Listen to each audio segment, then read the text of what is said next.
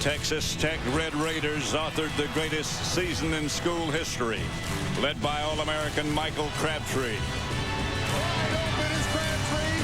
Touchdown, Red Raiders. Getting the ball to him is Graham Harrell. Harrell's going to go deep center of the field. He's got Ed Britton open. Man, that was easy. Harrell is putting the final touches on an electrifying collegiate career.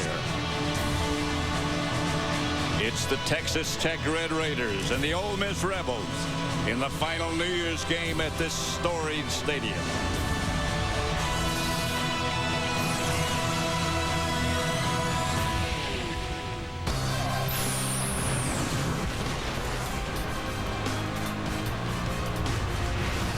Yes, indeed, for more than 8 decades, it has been the Cotton Bowl, a college football tradition like no other, welcoming in the new year. And today on Fox, we not only bring you a great matchup, you have got a front row seat history.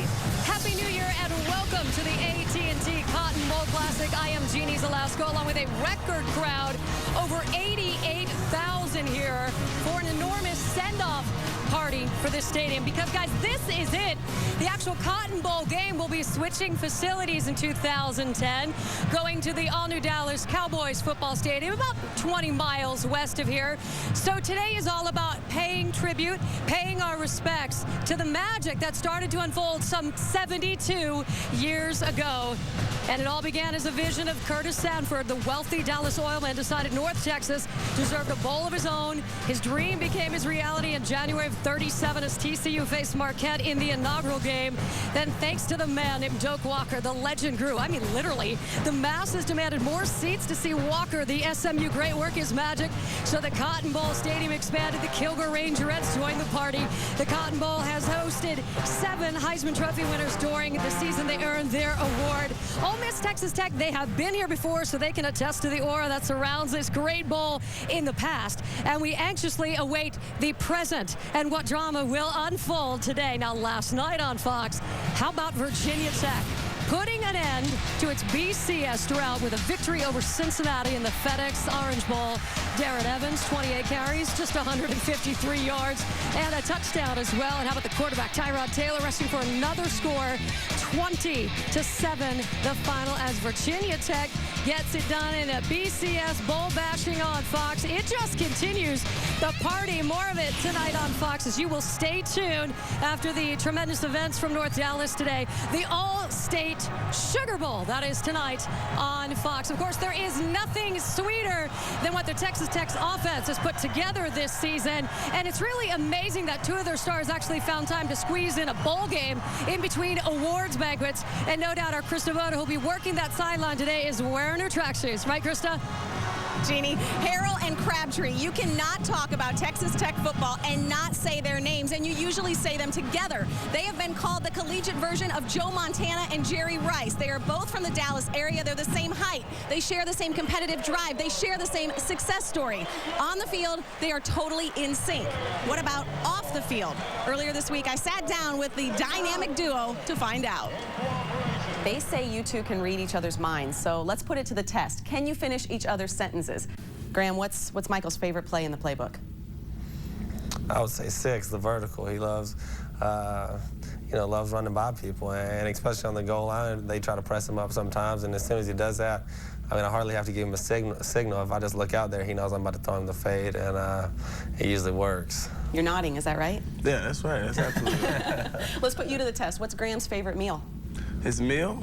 Favorite foods? Oh, I don't know. He got a lot of favorite foods, man. Prime rib, man. He eat that a lot. He got it. Yeah? Every Thursday, I go to Texas Roadhouse and have a prime rib from there, and then Friday pregame meals, the prime rib too. What about who's more popular? Who has more Facebook friends, more text messages? Who's Mr. Popularity between you two? Oh, you got to go with Crab. Oh, man. You should see him on the text messages. Man, man. I don't have a Facebook, man. That's you, man. You got all the attention, man. It's Graham. Well, finally, trust is important between a quarterback and a receiver. How much do you guys trust each other? Well, we're going to find out. You cut hair for a hobby. Graham, would you let Michael cut your hair? Oh, I definitely would cut my hair. I don't know if he knows how to just give a regular cut. He might have to try to give me the bald fade or something, but I'd let him cut my hair. He does a good job. Oh, man. Well, Crabbe said these days he's not cutting hair as much as he's designing clothes. Yes, seriously, talk about multifaceted. And we mentioned Facebook. How popular is Graham Harrell? At last count, 4,545 Facebook friends. Jeannie, after that interview, I sent Graham a friend request. He has not responded so far, but he has been a little busy this week, right? Yeah, I'm thinking because the Texas boy was allotted 6 tickets to this game, and I know he has 40 and 50 family members that will be making their way here today, so he's been busy buying tickets. Houston out of Ole Miss, he has been busy getting his team together. He promised his seniors when he joined them barely a year ago, we will get to a bowl game. Mission accomplished. So how will he motivate them for the AT&T Cotton Bowl today? We had a camera in the locker room. We found out. We'll share with you now. It's time for us to give back. You've done it right the whole week. Let's take it now to the next level. All I want is your best. All I want is your best today for 60 minutes. Take care of the most precious thing that you have. All receivers, ball handlers, you take care of the ball. Defense. We've been tackling for 30 days. All right, it should be a good one today. Of course, Chris Devoto working the Texas Tech sideline in the booth. No better way to kick off your new year than listening to the Golden Tones of Pat Summerall and the Golden Insight of Brian Baldinger. Gentlemen. Thank you very much, and it's a pleasure to be with Brian Baldinger again. Let's talk about the opponents, Ole Miss and Texas Tech. Texas Tech first. They probably throw it and catch it as well as anybody in the country, don't they? They're the best in the country. I mean, nobody throws it over 400 yards a game than Texas Tech. It really starts with the innovative head coach, Mike Leach, who for the 9th year in a row has taken his team to a bowl game. And he's been called a mad scientist, but he's got a quarterback that really understands what he wants to do. Graham Harrell right now is on record pace. He calls all of his plays at the line of scrimmage. He understands this offense forwards and backwards. And he's got a featured wide receiver to go to in Michael Crabtree, the best in the nation this year. He's caught 40 touchdown passes from Graham Harrell the last 2 years. So that's a great combination that we can look forward to this afternoon. Brian, the Ole Miss Rebels, the opponent for Texas Tech, one thing you can say about them is they seem to be a very happy team. They like Houston Nutt very much, don't they? Really, the fortunes of Ole Miss turned around, Pat. The day that Houston Nutt signed here, he really brought everybody together. He brought a family atmosphere to them. I mean, Houston Nutt can sell you anything here to start the new year. And he sold a team of belief that they could go to a bowl game, the first in 5 years. They got a quarterback, local kid from Stephenville, Texas, and a great kid named Jevin Sneed who can distribute the ball. He grew up the day that this Ole Miss team went to Florida and beat the University of Florida, the only team to do it this year. And they've got some great All-Americans all over the field. The left tackle, Michael Orr, we'll watch him today. On the defensive line, Paray Jerry, and some other players, Greg Hardy at defensive end, that really can turn the fortunes on any given play. And here comes Ole Miss. And believe me, they and their fans are charged up. They've got about 30,000 of their loyal following here, and they're enthused about being here.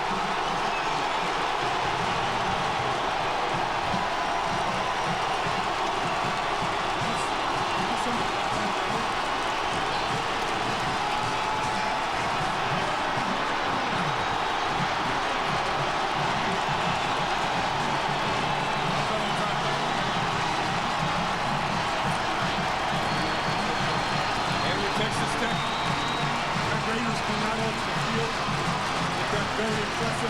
11-1 record, only lost to Oklahoma, which we'll watch in the national championship game. And believe me, they've got plenty of their following and loyal fans here as well.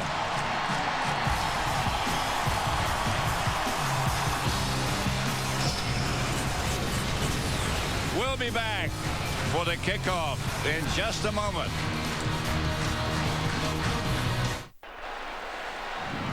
The AT&T Cotton Bowl Classic on Fox is sponsored by the new AT&T. Your world delivered. By Southwest Airlines, low fares, no hidden fees. By Nissan, who invites you to shift the way you move.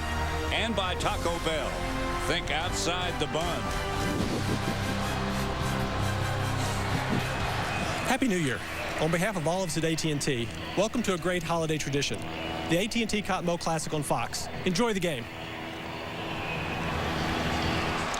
Thank you, Mark Kiefer, and welcome back to the Cotton Bowl. At this time, let's join public address announcer Bill Melton. Ladies and gentlemen, assembled at midfield for today's coin toss are the team captains for Ole Miss and Texas Tech. AT&T's Mark Kiefer, President, AT&T Consumer Sales and Service. Betty Sanford, wife of Cotton Bowl founder J. Curtis Sanford, who will toss the commemorative coin. Plus Cotton Bowl Athletic Association Chairman Kathy Saunders, Cotton Bowl Athletic Association officers, and past chairman. The referee for today's 2009 AT&T Cotton Bowl Classic is Jay Strickers of the Pac-10 Conference.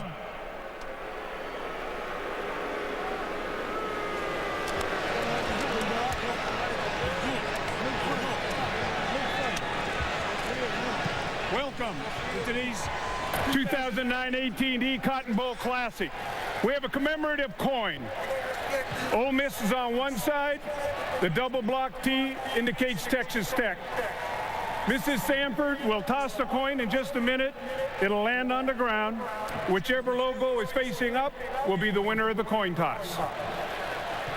Mrs. Sanford, would you please toss the coin? We have Ole Miss. Ole Miss has won the toss. Do you want your choice now, or do you want to defer? We want the ball. They want Ole Miss will receive. Which way will you kick? Turn with your backs that way, gentlemen. Ole Miss will receive. Shake hands. Have a great Cotton Bowl. Chris DeVota caught up with Mike Leach a few seconds ago. On paper, Texas Tech appears to have the edge. They have the higher ranking, the better record. But Coach Leach, we know this game is not played on paper. What concerns you about this Ole Miss team? Well, they're really a good team. They beat Florida and they lost Alabama by just a few points. Their defensive front's really good, and they've got an unorthodox offense that puts it in everybody's hands. So truly a good team, and but we're looking forward to the opportunity to play them. Well, I know unorthodox is something you enjoy. Any card tricks up your sleeve today? Not today. Not today, hopefully, because we may need some, but we'll see how it goes. All right, that's Coach Leach, a law school graduate. He's called a Renaissance man, the nutty professor, the mad scientist. Let the experimentation begin. Mike Leach can be very enthusiastic, believe it or not. After talking with him, after Krista had a chance to chat with him, you might not believe that, but he is an outstanding coach. Well, he's innovative, Pat. Yeah. And, you know, he's been doing things down in Lubbock, Texas, University of Texas Tech there for a long time. Had great success. Yeah. Great success now. I mean, he's been to 9 straight bowl games here. Every year he's been there. They've been to a bowl. Mike Wallace and Brandon Boland back deep for Ole Miss. Donnie Corona will do the kicking off. Beautiful day, my goodness. How could you get a better day? No wind, bright sunshine, 68 degrees the official temperature. Second highest it's ever been for a Cotton Bowl. Great day to throw it all over the yard today. Tell you what, you couldn't get a better day. Corona's kick is a line drive. It'll be fielded by Mike Wallace, and he can fly. He won't have a chance to fly right now as Texas Tech covers the kick very well. Jevin Sneed, the quarterback for the Ole Miss Rebels, has had an outstanding year. As Brian Baldinger mentioned earlier, he's had sort of a varied past. He originally scheduled to go to Florida, then transferred to Texas, and then transferred to Ole Miss. In the white shoes. Let's see how the Rebels do. Snead's going to throw it on first down. Or maybe not. Not very well. Texas Tech's defense underrated by Jake Ratliff.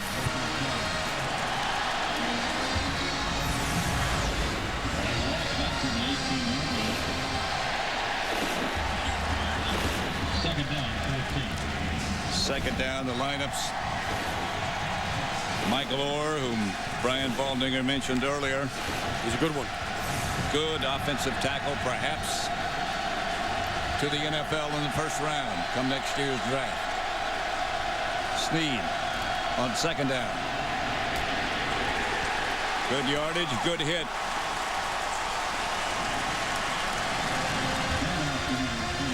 Cordera Eason, the running back. Starting lineup for Texas Tech: Ratliff, Jones, Whitlock, and Brandon Williams. Up front, Bird, Duncan, Marlon Williams, the linebackers, and the secondary, Jamal War, McBath, Charbonnet. Snead from the shotgun. Time to throw, and he gets a strike. Dexter McCluster, who's the tailback in the Wild Rebel. That's a pickup of first down and 14. A first down, they'll move the sticks. McCluster comes out of the backfield on that play, Pat. He's the safety valve, and because Jevan Snead had such good protection from that very big offensive line, he was able to locate him late, laid out for the ball, makes the first big play of the game. First down, Ole Miss. McCluster again. Flag on the play. McCluster gets a few, but not much. They'll review this one.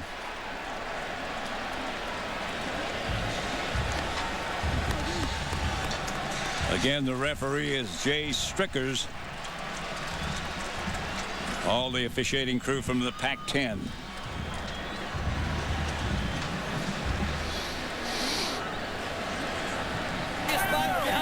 Illegal block in the back on the offense, number 19.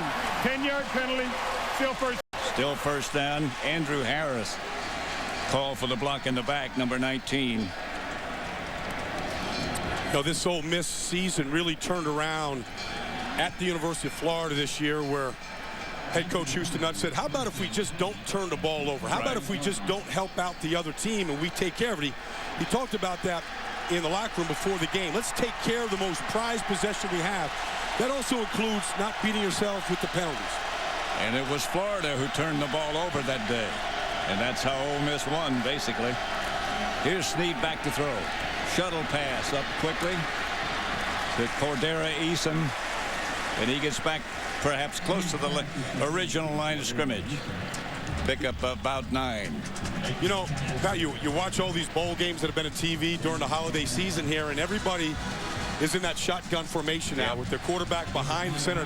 It's almost odd now that you see a team like Ole Miss with Jevan Snead actually take a snap from the center, drop back, play with the tight end, a couple of receivers. They have the option, like they do now, to go into that spread, but they'll give you every look there is from the offense. Snead from the shotgun with 2 wideouts to each side. A flag on the play, and it's incomplete.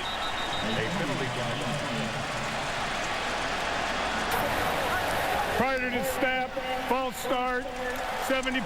False start on Michael Orr.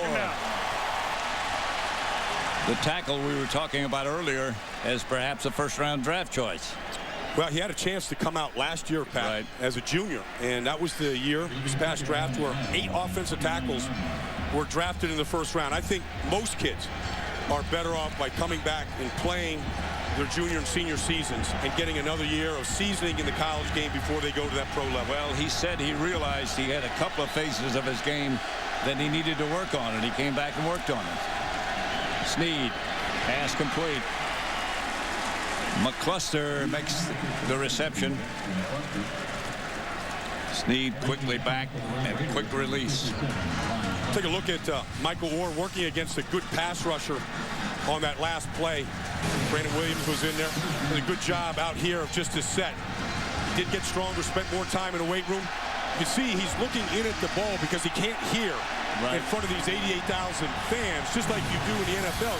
One eyeball on the ball, one eyeball on his defensive player, got off of the ball to the right place. Snead back on third down. Incomplete. And the Rebs will have to punt. When Jevan Snead misses early in the games, it's usually because he's high. And at the Cotton Bowl luncheon the other day, they had a little contest between the two quarterbacks. He missed high. He missed high to a fan right in front of him. So we thought maybe that's an omen for things to come as we start this game. Rob Park with Eric Morris deep for Texas Tech. Morris back to punt. Pretty good kick. And great coverage. Doesn't get much better than that.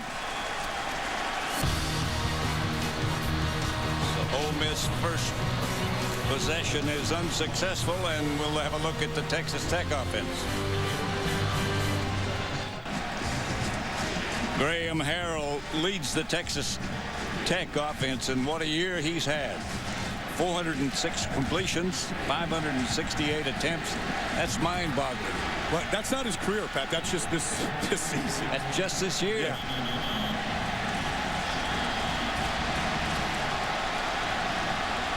Texas Tech famous for their offensive line splits, similar to what Missouri did last year against Arkansas. Harrell rarely gets under center.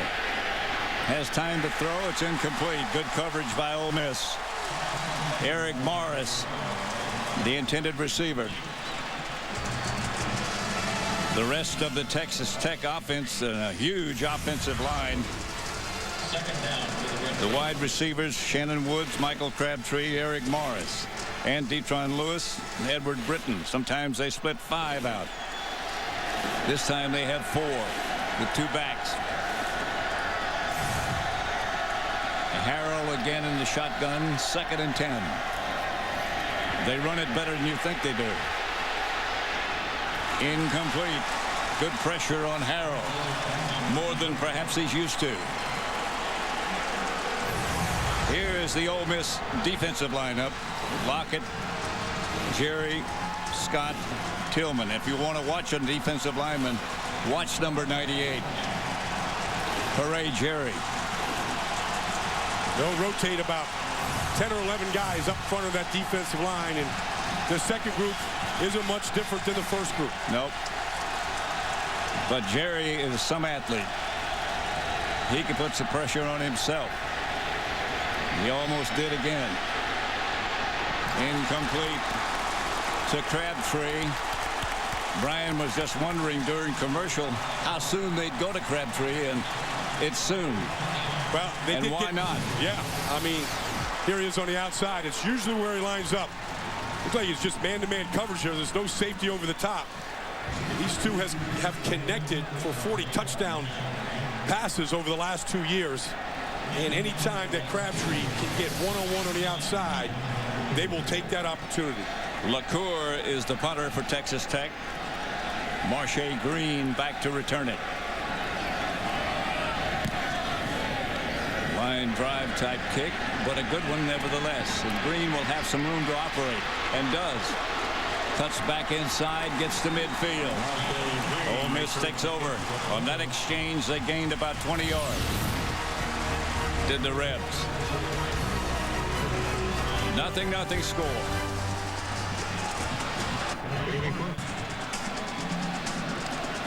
A look from our AT&T Skyview. And that's a unique view from Skyview. That last exchange, that last possession by Texas Tech was only the 10th 3-and-out offensive series so far this year for Texas Tech. So efficient, Pat.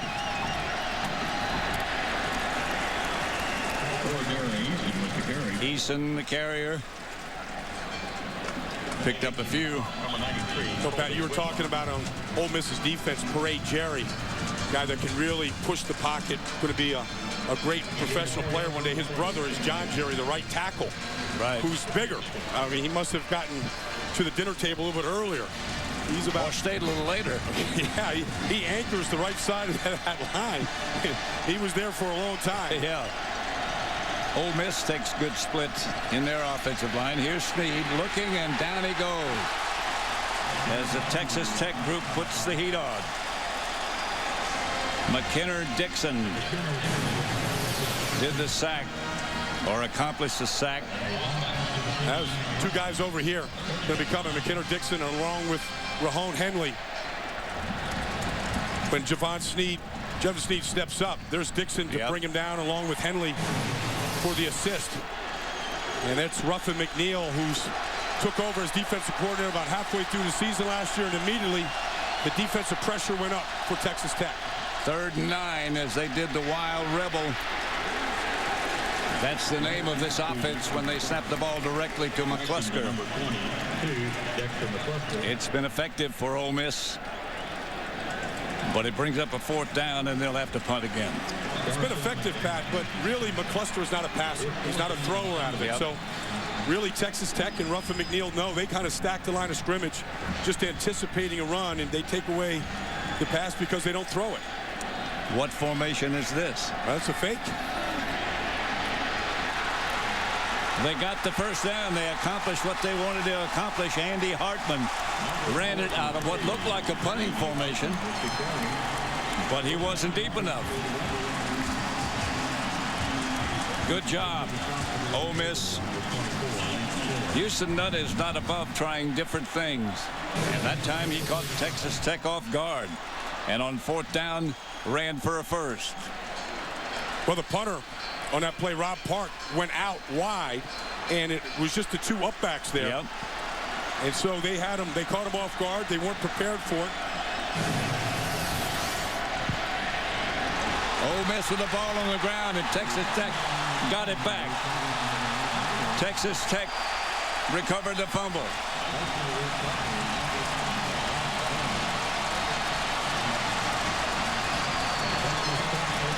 Well, Houston Nutt said they've got to take care of the football. It should be their most prized possession. And after the fake punt and a 1st down, they give it right back to the Red Raiders. They had yardage. Not enough for a 1st down, but you can't leave it on the ground very long. Eason's done a great job of taking care of the football, but ran right into Brandon Williams, and the ball got knocked out, and Bront Bird came up with that prized possession. Cordera Eason, the fumbler. And Texas Tech goes 1st and 10 from their 40. On 1st down, they can run it better than you think they can. You hear about their passing attack, but they are very proud of the fact that they can advance at running as well. Well, they got 2 good backs, Pat. They're both about the same. That was Shannon Woods on that play. The other one is Baron Batch, number 2 and number 25. And really, right now, Graham Harrell is looking at the defense and deciding. I mean, he basically makes the decision what play to run. It's all on his wristband, and it's all from his repetitions he gets during the week as to what to call. And he makes the changes, as you see, after he gets back in deep formation. Now this is outside. Lyle Leong made the reception, enough for a 1st down. Texas Tech gets good mileage out of that play. Yep. That's just their quick hit screen. But we were out at Texas Stadium watching Graham Harrell run this offense the other day, and he must throw it 200, 250 times a day in practice running plays. And when he's not throwing it, he's throwing it some more in drills. I mean, they never stop throwing the football the entire day. He is very bright as well as very athletically talented. Pass is complete to Detron Lewis, and that'll be another Texas Tech Red Raider 1st down. 11-yard pickup. You mentioned that he was bright, Pat. I mean, he's a guy that's a perfect 4.0 student. Not many of those guys playing college football. No. and he can Not throw. many of those guys anywhere. I don't know, maybe. Not in my circles, but, but Graham Harrell certainly can throw it accurately, and that's the #1 attribute that Mike Leach is looking for in his quarterback. Pass is complete as the defender fell down. It's a touchdown, Texas Tech. Edward Britton made the reception and the touchdown from 35 yards out. A strike from Graham Harrell as the Ole Miss defender fell down, and he was wide open. Well, it was set up by the fumble, Pat, and they capitalized. But if you fall down against Graham Harrell, you're going to pay. He's going to find you instantly. He sees the whole field, and Marche Green fell, and Britton was the recipient, and we've got our first score of the day. Here's Matt Williams for the extra point. He's quite a story, which we'll get into when we have time. The extra point is good. And it's 7-0 Texas Tech. The scoring drive, 61 yards in 4 plays. Quickly done. Texas Tech 7, Ole Miss nothing. First quarter, 6:31 left. And here's a look at the touchdown pass from Graham Harrell. Watch as the Ole Miss defender falls down. That'd be Marche Green in the white jersey. Takes him what you call an arrow route. Takes him inside, bounces outside. And the moment Marche Green slipped, Graham Harrell had the ball out there to the open receiver. There's Graham Harrell, and what a bright young man he is. You know, he's a local kid from Ennis, Texas, here, about 30 minutes outside of Dallas. His dad was his high school coach. Ran his offense here during his glorified high school days. How many great high school quarterbacks we've seen coming out of the Texas here recently. And just Todd Colt Brennan in the NCAA record books for the most touchdown passes in a career. A very proud parent. Grant's mother making the trip from Ennis, Texas. Not a far trip. Nope. But he's got a lot of tickets today. He got a lot of fans here today. Corona to Mike Wallace. Again from the goal line. Wallace starts out. And it goes back to about the 15. Given a ride by the Texas Tech coverage team. Led by Franklin Mission.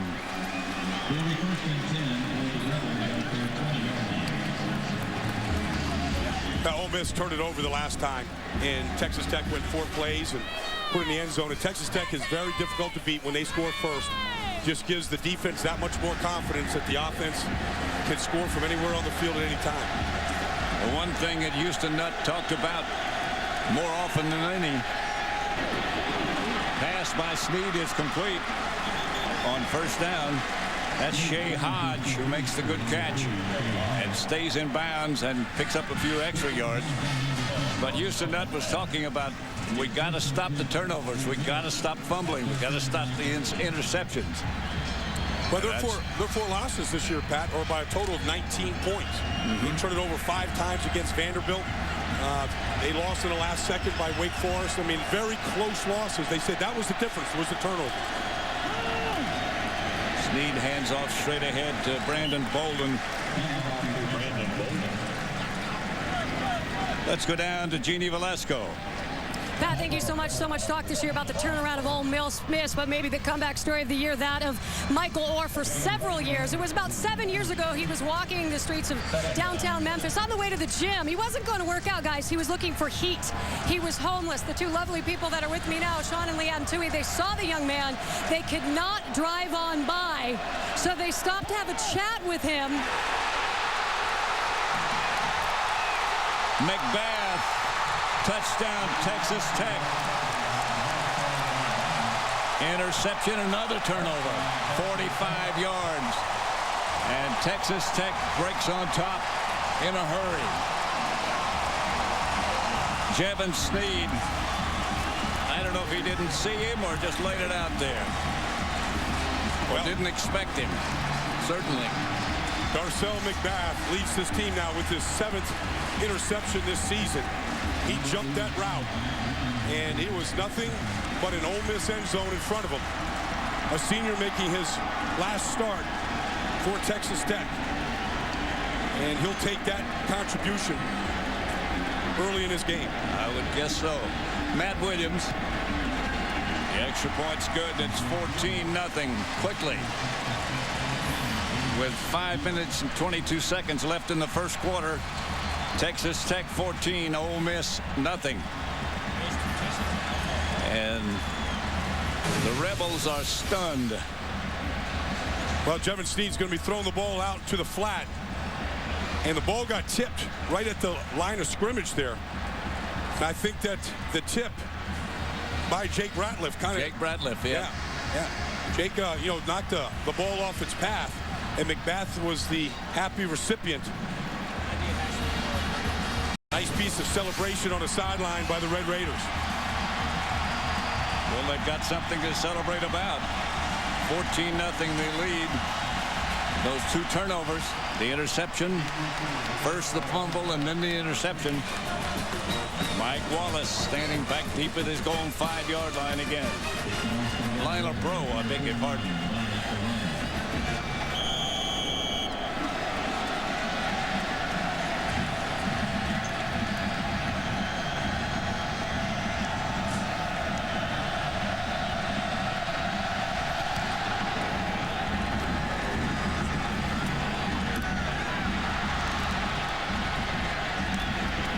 Wallace stays on his feet out to about the 24. Michael Orr is the son of Denise Orr and Sean and Leanne Toohey. Mr. and Ms. Toohey are standing by with Jeannie Zalesko. Yes, and you found a way to inspire a young man. Maybe you can inspire Ole Miss. We'll get to that in a moment. Let's talk about the fact you see a young man on the sidewalk. You pick him up, you take him, and he's homeless. You give him some education, you give him a little God, and he's standing here today at the Cotton Bowl. Is this unbelievable?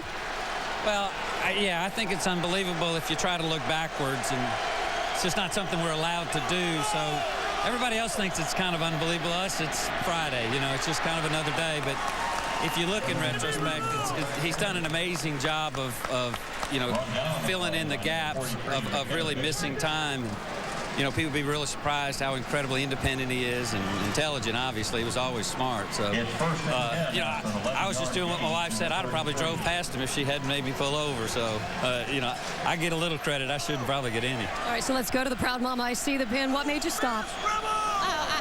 He just looked like he needed someone to grab him and give him a big hug. So that's what we've tried to do for the last 6 or 7 years. And he has been an incredible kid. And we have had a wonderful ride. And we're just looking forward to the future. And, of course, the final chapter of the story yet to be written. There is a book, quite honestly, that was published a few years ago, guys. But I think there's the NFL in his future. And that will be the most perfect ending to this story. Thank you. Thank you very much, Jeannie. That book, Pat, was called The Blind Side, the evolution of the left tackle, the position Michael Orr plays, and a position I think that he's well suited for to play at the NFL come next spring. In the meantime, we missed a scramble by Jevon Snead in which he picked up enough yardage for a first down. And then a carry that got 6 more, so that was second down that you just witnessed. And there's a flag on the play. Offside on the defense. Offside on the defense. That should be another Ole Miss first down. Right, Pat. In Ole Miss right now, they can't panic. I mean, they were down 17-7 to the University of Florida this year. They played a perfect second half, came back, won that game, and they can't really get out of their character. Their character right now is to basically ball control, play keep away from Texas Tech. They need to put a good drive together and get back into this game. Led by Houston Nutt, I don't think they will panic. He, of course, was 10 years at Arkansas. This is his first year at Ole Miss, and they love him. Here's Snead. Pass complete to the Texas Tech 40 and out of bounds. That's a good-looking throw, Pat. Yep. Stepped up in the pocket that time. Just pulled the cord on it, let it rip. Nice tight spiral to the outside. Summers on the reception end.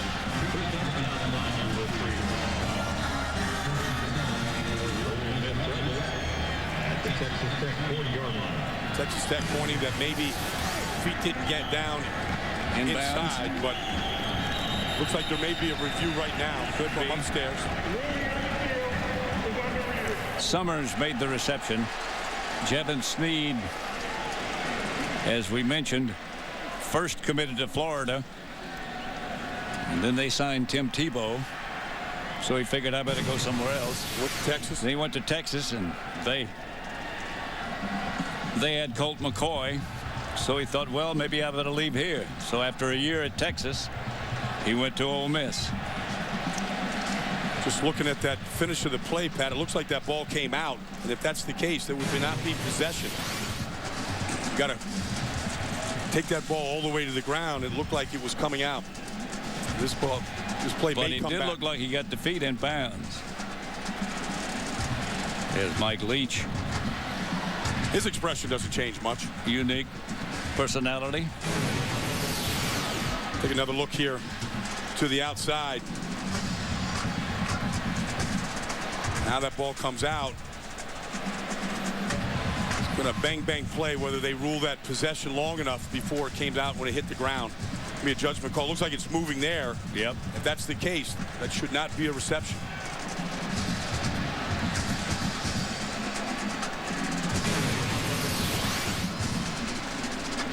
The 73rd Cotton Bowl. Long time in this stadium. After review, it was determined that the pass was incomplete. Incomplete. Texas Tech ball, second down on the 44-yard line. Well, you heard the referee, Jay Strickers, and that ruling, after they had a look at it, the ball did come out, as you said, Brian, and so it's ruled incomplete.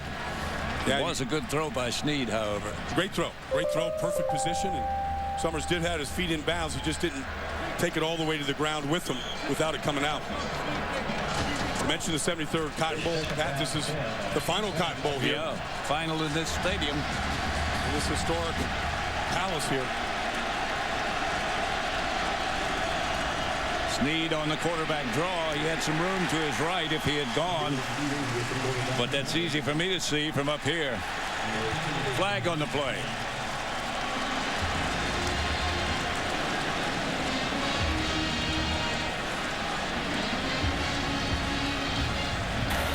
After the play, there are two personal fouls. Personal foul on the offense, 74. Personal foul on the defense, 84. Those penalties offset. That'll be 3. Brandon Williams from Texas Tech and Michael Orr for Ole Miss, the culprits. Good matchup too, Pat. I mean, Brandon Williams, kind of their sack king here at Texas Tech, had 11 this year. Looks like got an NFL body in there. Michael Orr. These two could see each other for a long time in the NFL against each other. Orr won that battle. Snead's pass complete to Mike Wallace. And that should be enough for a first down. And that's a good throw as well. Very good throw to Wallace. Getting him involved in the passing game, but it starts with the protection. Mentioned Michael Orr. What he was doing against Brandon Williams gave him a good pocket that time. You see the set. Mike Orr looking in at the ball here. Going to kick out with that left foot. Williams tries to spin. Pushes him away. Good set. Good footwork. 15-yard pickup, enough for a first down for Ole Miss. As they set up at the 40-yard line. Here comes the reverse. And the throw off the reverse. And the pass is caught inside the 15-yard line at about the 8. Markeith Summers made the reception at about the 13-yard line. He'll put it down at the 11. Don't let it be said that Texas Tech is the only team that has innovation in the offense. This is the old double reverse. This is out of the Wild Rebel. Yeah. It's interesting, you know, that Wild Rebel was really started by Houston Nutt's brother, David Nutt. Right. A long time ago. Of course, it's an old formation. Danny Nutt. Danny Nutt, yeah. And you're quite familiar with this formation, the old wing team, basically. Just a way to put the ball in the playmaker's hands, but giving it back to Jevan Snead. And his first big throw of the day. Texas Tech 14-0. The AT&T Cotton Bowl Classic on Fox is sponsored by Budweiser. Reach for the perfect balance of flavor and refreshment. Budweiser, the great American lager. It's 1st and 10. Ole Miss at the Texas Tech 11. The Red Raiders lead it 14-0, but Ole Miss has a first down in the red zone. The Wild Rebel. McCluster gets it inside the 10 to about the 8. I'll make it the 9. Couple of yards. Houston Nutt, the head coach, the play caller, always animated. Yep. Always upbeat. Said that switch from Arkansas after 10 years there was good for both parties. Good for the University of Arkansas. Great for Ole Miss. Said he loves the community of Oxford, Mississippi. Everybody's pulling for him. A great support in Oxford here these days. Snead rolls left. Touchdown Ole Miss to Gerald Harris. Harris from Snead makes it closer. 8 yards. Touchdown pass. Good execution by Jevin Snead and by his tight end. Good call by Houston Nutt. Yep.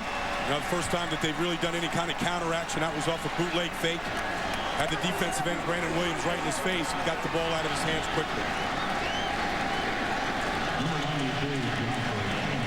Jonathan Sheen for the extra point.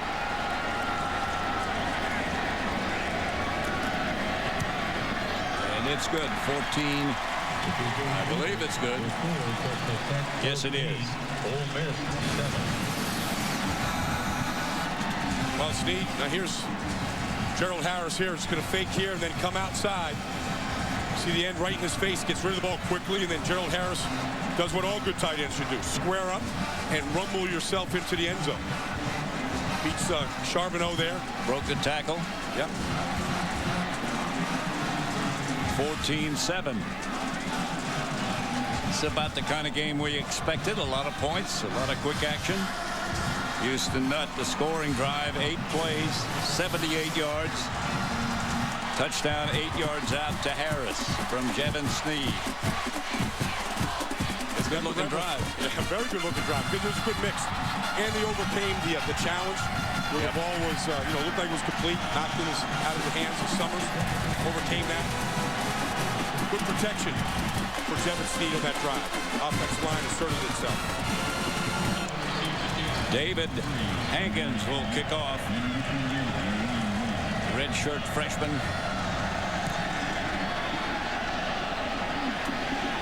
Takes Jamar Wall at about the 6-yard line. And good coverage by Ole Miss. They're down in a hurry and a bunch of them. Nissan Z-Factor in today's game is Michael Crabtree.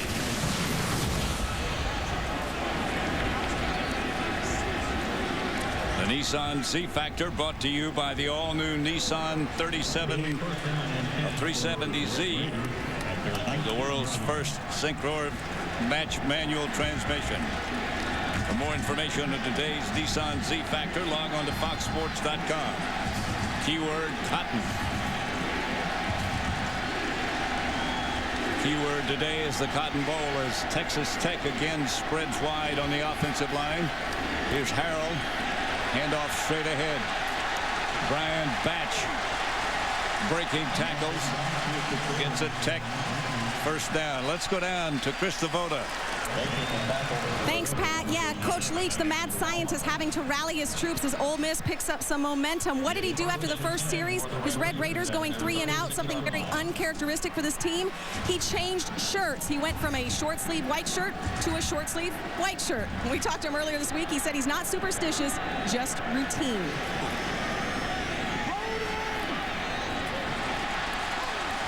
You think that's routine? Pass complete to Eric Morris from Graham Harrell, who is very accurate and very quick. Watch this shot inside against Parade Jerry, the defensive tackle. Watch that shot by Brandon Carter and Hamby there. They double-teamed him, hit him double-fisted punches to the chest, knocked him right down, giving Harold time to throw that ball.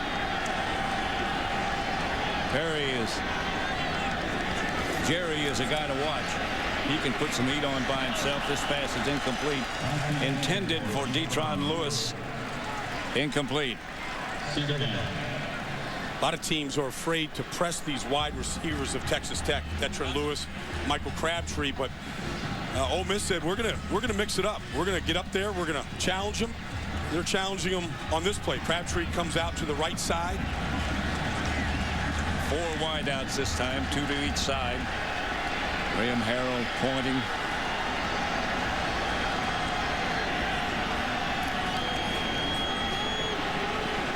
Crabtree out of bounds and incomplete.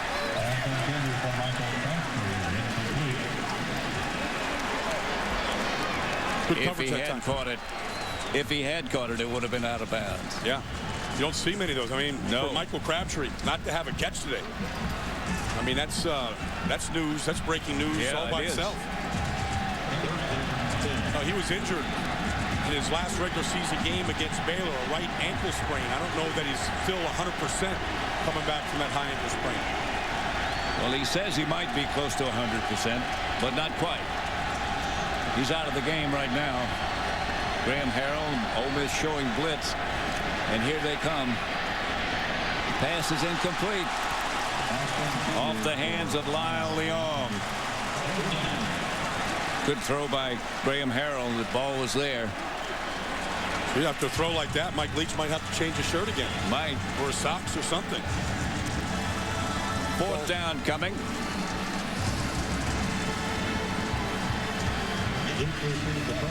Jonathan LaCour. Marche Green. For the Red Raiders, Jonathan LaCour.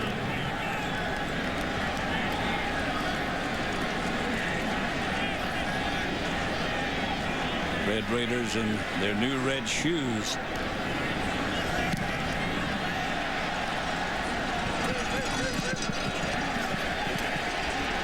Took a Texas Tech bounce. Fielded about the 15. Let's see if we can figure out what happened to Michael Crabtree. Being worked on the bench. Obviously, the training staff looking at his injured ankle. It's 1st and 10 for Ole Miss at their 15-yard line. This is back to the Baylor game, which Brian talked about, and the injury to Crabtree. High right ankle sprain is what he got as a result of that collision or that takedown. He's been icing it ever since it happened. Obviously, it's still a problem. Here's Snead. Wide open and well behind everybody. And Snead just a little too far. Mike Wallace was the man who broke free. Well, they've got 2 good receivers, Mike Wallace and Shea Hodge. That's the old stop and go right there. You know, stop at the light post and go to the Buick.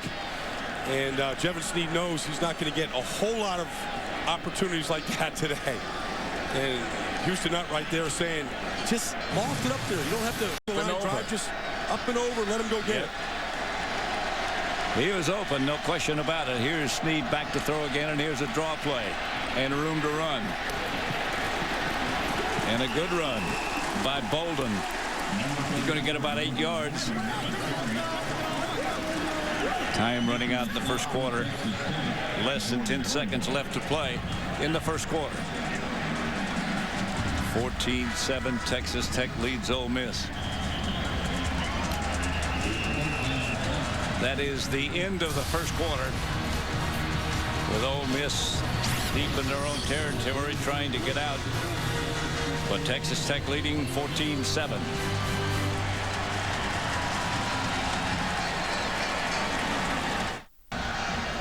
The AT&T Cotton Bowl Classic on Fox is sponsored by the new A&T, your world delivered. And by Diet Dr. Pepper, there's nothing diet about it. And by Pizza Hut. Get ready for a whole new way to eat pizza. with the natural from Pizza Hut. Now we're eating. A look from our AT&T Sky View. A unique look indeed. And not an empty seat or an empty row or a bench inside this refurbished Cotton Bowl. They've had a sellout since it was first announced the two teams were coming. 88,000 plus. Enrique Davis, the ball carrier. So far, Jevan Snead has 102 yards passing. Graham Harrell 66. Doubt that will last. A little surprising. Two local products here. Right. Jevan Snead from Stephenville, Texas, just on the other side of Fort Worth. Just another reason why they got 88,000 people here. They like their football. Yep. Snead throws outside quickly. Dexter McCluster slips one tackle and picks up half the yardage needed for a first down.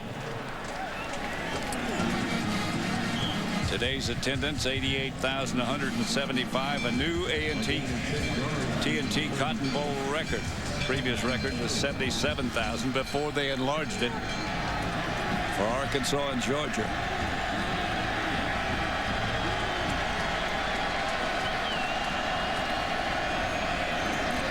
Got some blocking, and this is McCluster, and McCluster will get a first down for the Rebs.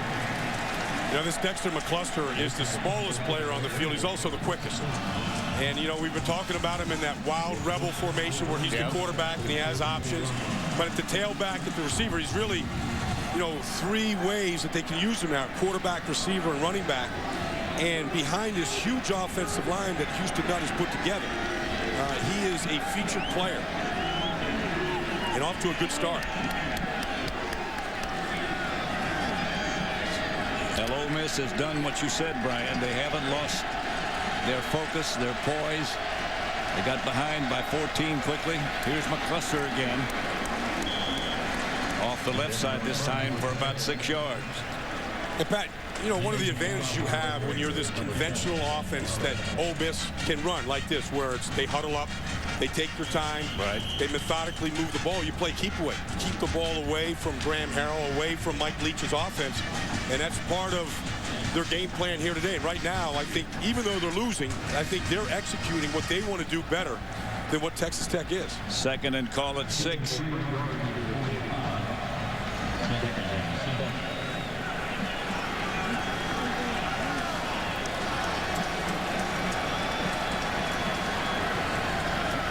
Beautiful day. You couldn't ask for a better situation. No wind. Perfect 68-degree temperature. This couldn't be better. For the 73rd Cotton Bowl, the last in this stadium. Here is Snead back to throw it.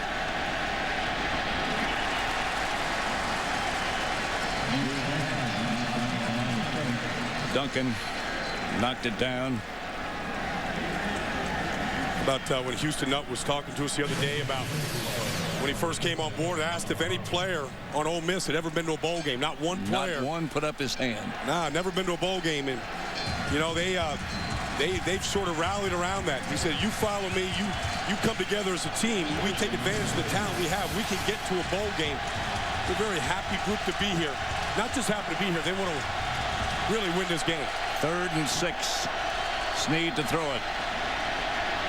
Swings it outside, and they'll get the first down. This is Brandon Bolden, and a good move to slip by a tackler and pick up first down yardage. Big time move by Brandon Bolden, who had a great day against the University of Florida. Here he is going to slip from the outside. Makes a good move to get the first down. Strong runner. And it just lets the defense expand. There's the move on the outside. Great block. Yeah. We're talking about McCluster and all the different phases he excels at. We didn't mention that at 165 pounds, he can lay some wood on a defensive player. Here's McCluster again. Slipped down as he crossed the 40-yard line. Or maybe not quite that far. Didn't quite get to the 40, to the 41. That right there. I mean, you talk about the time of possession and what Ole Miss wants to do. That's a big part of it. That's been part of their plan, to occupy the clock. Mike Leach, frustrated by not being able to get his offense on the field. Graham Harrell. I don't think just any quarterback could run that Texas Tech offense. Snead with time tries to throw deep. Touchdown. What a catch by Mike Wallace. Touchdown. 2 defenders right there with him, and he came up with the football. And we're about to have a tie score. Good catch by Mike Wallace.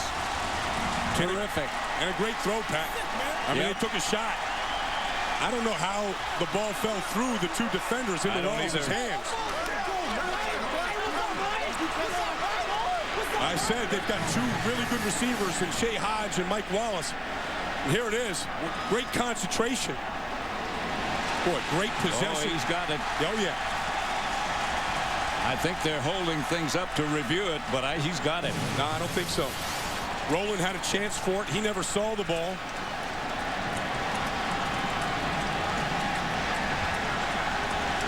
They might take another look at it, but look as many times as you want. This is a touchdown. Yeah. Now, he got an arc on that ball. Look at that. Juggled it in his right hand, back to his left hand, kind of ping-ponged it back and forth. Yep. But what you don't see from that angle is he got it together before he hit the ground. Review. The ruling on the field is confirmed. Play results on the touchdown. It is a touchdown. No doubt about it. Heck of a catch by Mike Wallace, and it's 14-14 depending upon this extra point. That scoring drive, and a very impressive one by Ole Miss, was 10 plays, 85 yards.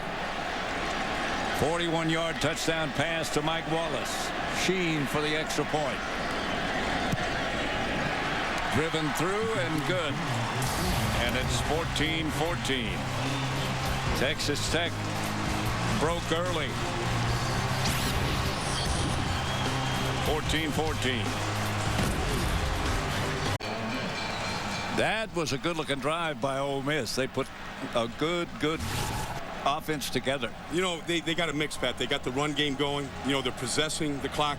The quarterback right now, Javon, is just is taking control of this game. And then the big throw down the middle of the field to Wallace, the big play receiver. You can't throw it any better or catch it any better than that. What do you think might happen from now on? Ole Miss broke behind. Texas Tech got on top quickly. Well, you know, Texas Tech is a fast break offense. They can score at any time from anywhere on the field, but without Crabtree looking like he's a little banged up today, they may not have their go-to guy that they've been leaning on all year. We'll keep track of what happened to Michael Crabtree. David Hankins, short kickoff.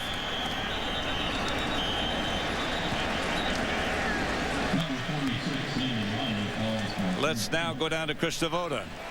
Well, Pat, Brian, you talked about Michael Crabtree, that injury he suffered in the season finale, regular season against Baylor. His right ankle is hurting. He's been limping up and down the sideline. During that Ole Miss series, he was on the stationary bike. He finally is off the bench, helmet on, but he is definitely limping a little and stretching that right ankle.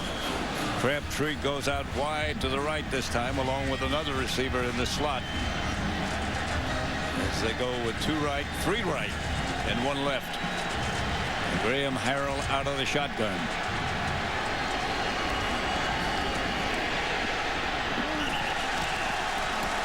He was hurried by Parade Jerry, who was all over him.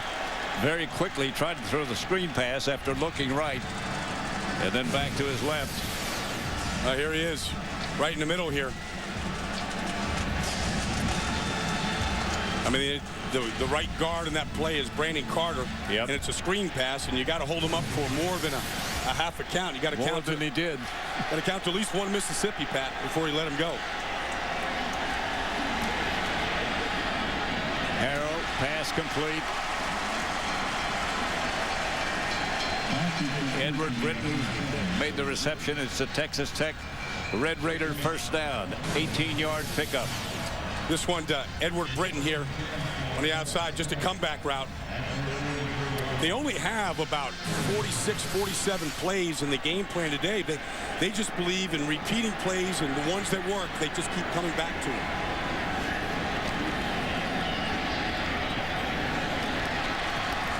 Pass complete out to Swindoll for about 6 yards. Maybe 7. Bring up a 2nd and 3 as Texas Tech can move the football.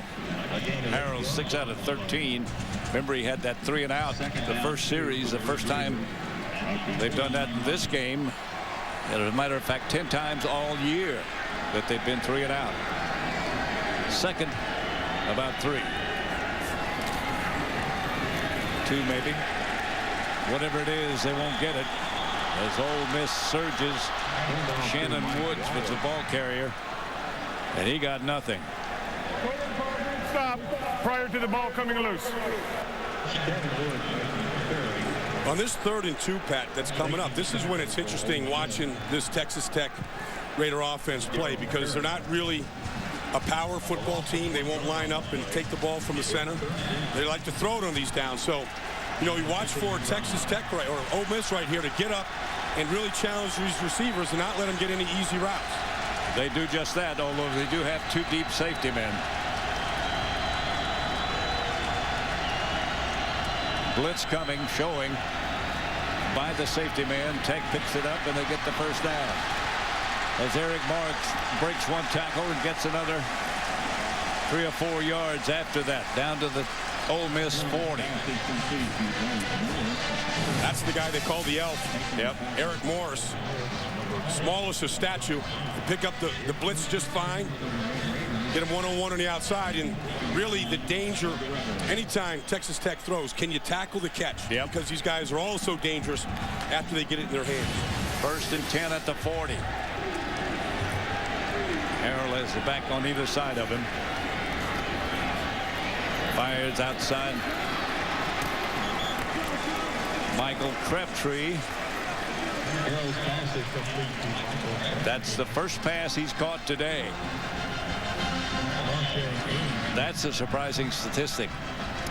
Harrell and Crabtree very close. They worked together after practice, spent a lot of time together, and they have on and off the field since they both got to Texas Tech. That's a big-time throw by Graham Harrell across the field to Crabtree. Harrell shuttle pass forward to Brian Batch. Stopped quickly by James Cornell. You know, that Michael Crabtree is an interesting story, Pat. He's from Dallas Carter High School right in the south part of town here, and he was a high school quarterback. Yet when Mike Leach came to recruit him, he said, look, we want to make you a receiver. He was all for it. He was ready to become a college wide receiver, and he's worked at it. Harrell, quarterback sneak for the first down. Gets across the 30, and I think he got it. Doesn't do that very often. Well, they play with such big, wide splits between the guards and the tackles that there's natural lanes to run between, and that's what he did.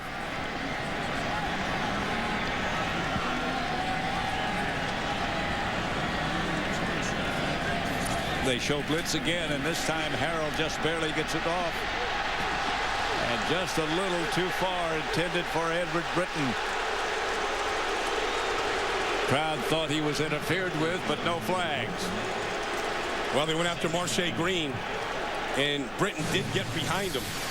You see, they came with a blitz 6-man, and any quarterback that's going to be featured in a passing offense has to be able to stay in there the way Graham Harrell just did. Take a hit and get rid of the football. Well, the crowd doesn't like the fact that there was some contact at the end of the play, but sometimes it's good just to let these guys play. I think it was not catchable, as Harrell was under the heat when he had to let it go. He changes the plays, as Brian pointed out, often at the line of scrimmage. Timeout. Texas Tech University. Timeout number 2. Texas Tech took a timeout. It's also a media. And they have one timeout. left. Score tied at 14 between the Ole Miss Rebels and the Texas Tech Red Raiders.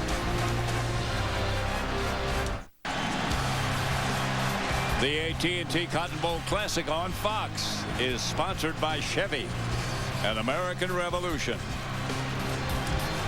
Our first down line is brought to you by AT&T.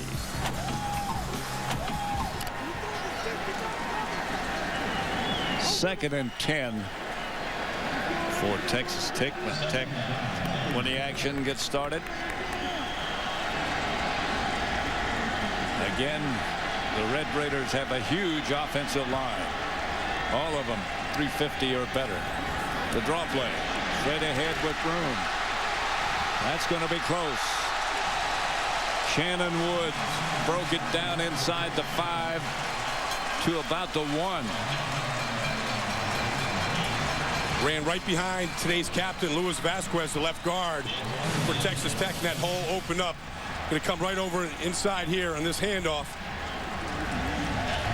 Good block by Vasquez on the linebacker, and the rest was Shannon Woods. 26-yard gain, first and goal.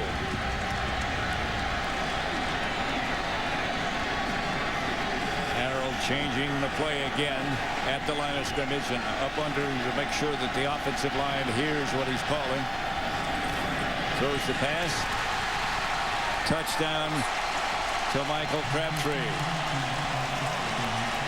On the way down, he made that reception. Harold's throw on the money, but Crabtree with an outstanding effort. I think the key word is money, because that's what this combination has been the last 2 years. It's been money. Graham Harold to Michael Crabtree, just breaking the NCAA records for most touchdown passes in history. Now Graham Harold above Colt Brennan with a new standard. Matt Williams for the extra point to make it 21-14. That's successful. And the Red Raiders back on top by a touchdown. It's 21-14.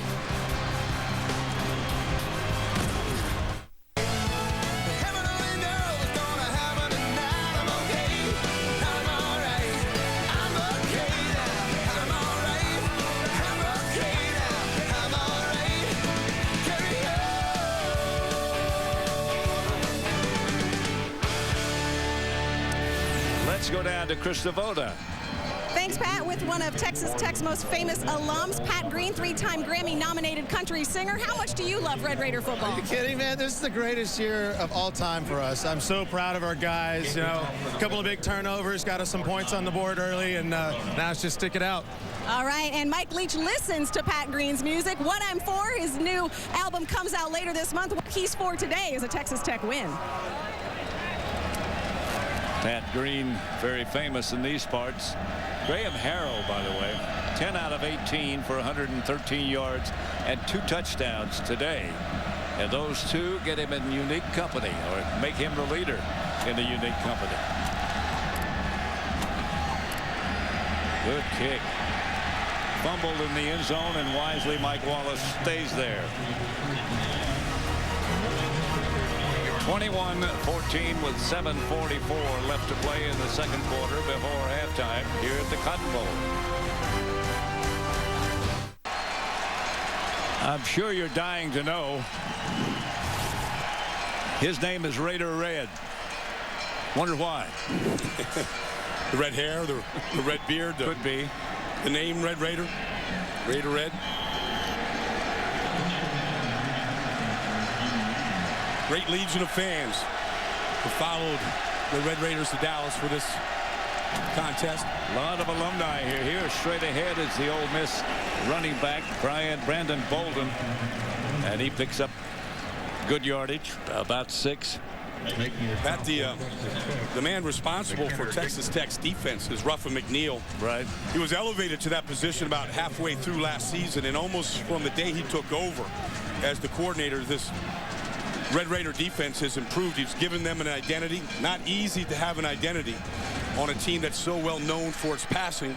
But I love one of his lines. He said that cloudy minds, slow legs. Clear minds, fast legs. You need to play with fast legs in this series. And that's why he shuffles so many people on his defensive lines to keep them fresh. Ole Miss takes this timeout. They have 2 left in the first half.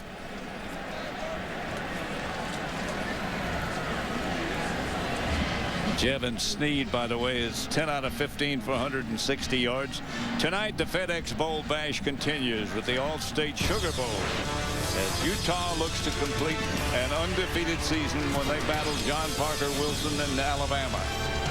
Our coverage of the All-State Sugar Bowl begins tonight at 7:30 p.m. Eastern Time, 4:30 Pacific, in high definition, only on Fox. Ole Miss gave Alabama quite a game. Yeah. And Alabama at that time was ranked #1 in the country.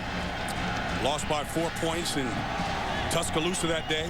Had a chance to win it near the end.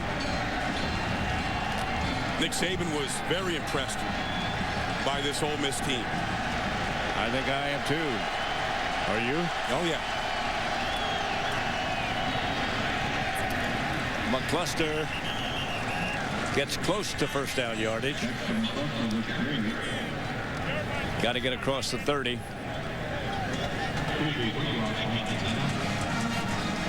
Cluster's been busy today. Yes, he has. All phases of the game. Type of kid that just doesn't get fatigued out there. 3rd down and a yard, call it. The Ole Miss band, as you would expect, in attendance. They need a yard. Sneed will get it outside the 30. That yellow line you see, of course, is the first down, but that's not official.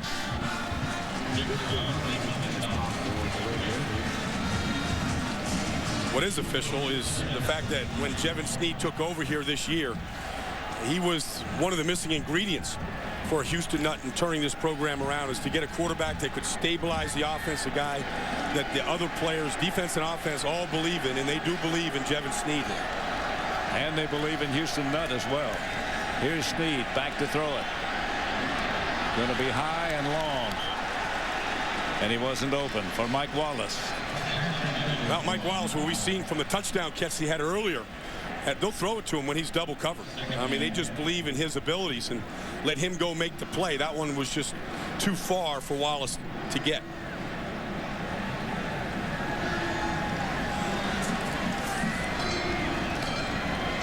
Second down, 10. 2 wide receivers go left for Ole Miss, 1 right. As usual, Sneed has a back in the backfield with him.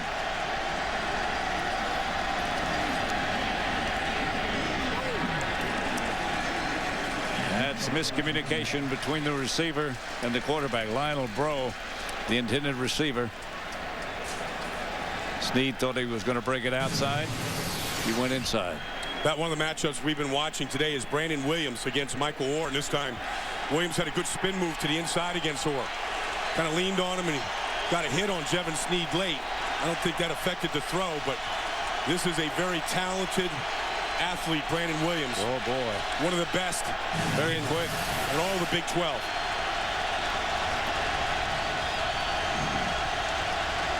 Here's Sneed, and again, a timeout for Ole Miss. They weren't happy with the play or weren't happy with something they saw, and that's 2 timeouts that they've used. 1 left. A look from our AT&T Sky View. That camera swinging across the field from above the offensive and defensive units of either team. 3rd and 10, and a big down here for Ole Miss. Big down for Texas Tech as well. Sneed. McClusker.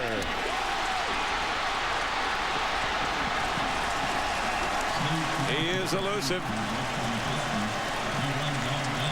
Nice call. Nice call on the wide receiver screen to McCluster, who's having a heck of a day. Picks up a couple blocks.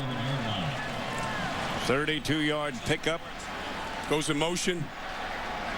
Jamar Wall out there, comes back for the ball. Gets a good block out there. A couple linemen down there laying some good blocks. I'm telling you. The guy's throwing the blade out there, just chopping him down at the knees. And McCluster's a hard guy to find. He's little, but boy, is he quick. 1st and 10, Ole Miss at the 37-yard line.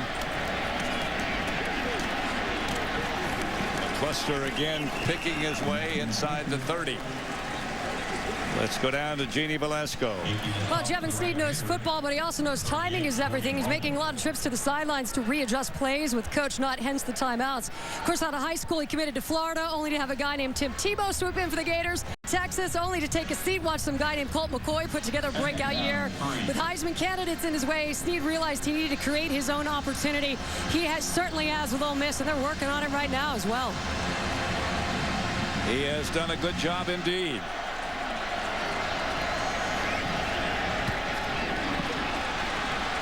Mike Wallace again on the reception from Snead. That'll be another Ole Miss first down. Jevin Snead getting some instructions from Houston. I think anytime you get great quarterback play in a game, you got a good game. We have a great one here today. Yeah. The quarterbacks are sort of taking this thing over. They're taking care of the ball. Ball's getting out of their hands quickly, accurately right now. I don't know that either defense can slow the other one down. Well, they knew each other, Snead and Graham Harrell, from high school days. The pass is complete for a touchdown.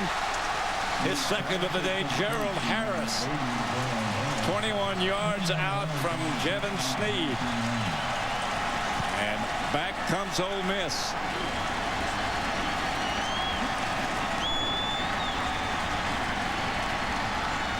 There's another perfect throw from Jevin Snead. Robert McNeil's got a few more beads of sweat on his brow. Yeah.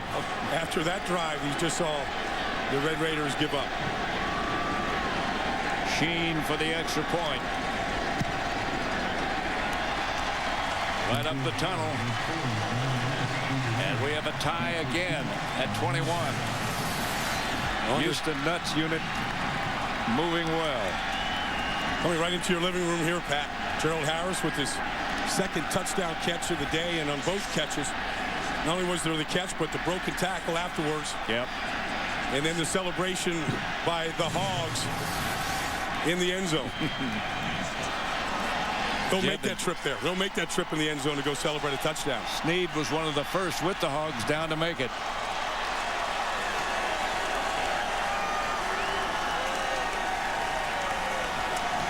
David Hankins to kick off for Ole Miss, a redshirt freshman. On stage for one of the first times.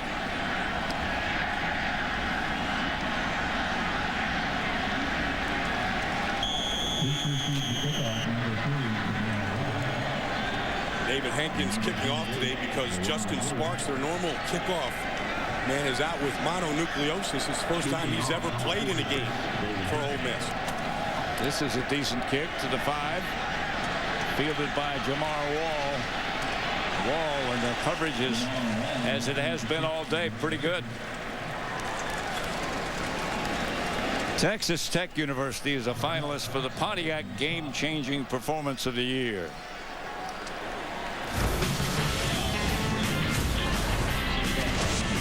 The throw goes to the right side for Crabtree. It's caught. He he's the worst. Red Raider, unbelievable. It's up to you, the fans, to help decide if the Red Raiders will win this year's award and the general scholarship contribution from Pontiac. Vote now at Pontiac.com NCAA to help determine the winner of the Pontiac Game-Changing Performance of the Year, which will be announced at the FedEx BCS Championship game on Fox. Penalty marker down. Pat, I don't know if that play is going to win the award this year, but every time I turn the TV on, I'm watching a replay of it.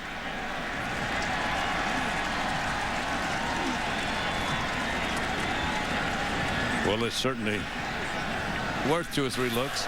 Illegal shift on the offense. Penalties decline. Down will be 2. Second down. To the right side for Crabtree. It's caught. He he's the worst. Red Raider, unbelievable. Red Raiders. Michael Crabtree has done it. For excitement, it'll win, I'm sure. Well, they knocked off the #1 Texas Longhorns that day, 39-33. Graham Harrell, blitz coming up the middle. Harrell throws outside, incomplete. Michael Crabtree, the intended receiver. Harrell's down, and so is Crabtree. That usually doesn't, make for a connection when the quarterback is on his back seat and the receiver is as well. Ole Miss had a blitz coming up the middle.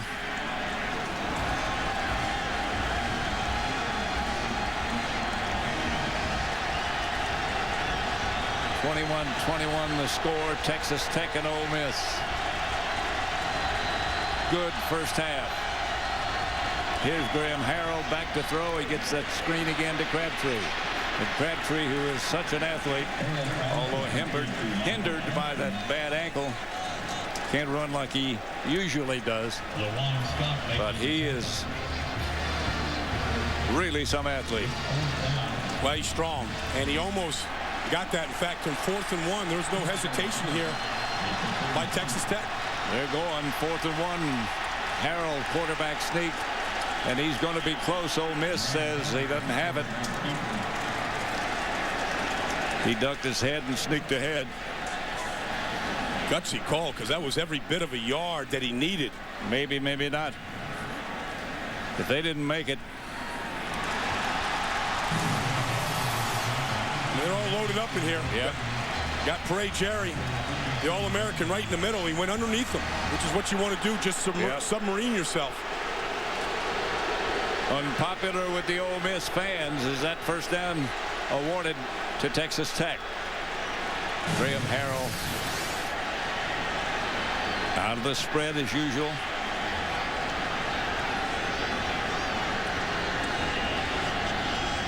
Ole Miss again showing blitz, and here they come. Pass is picked off. Harrell's pass, but picked off by Vaughn. And Ole Miss will get a shot.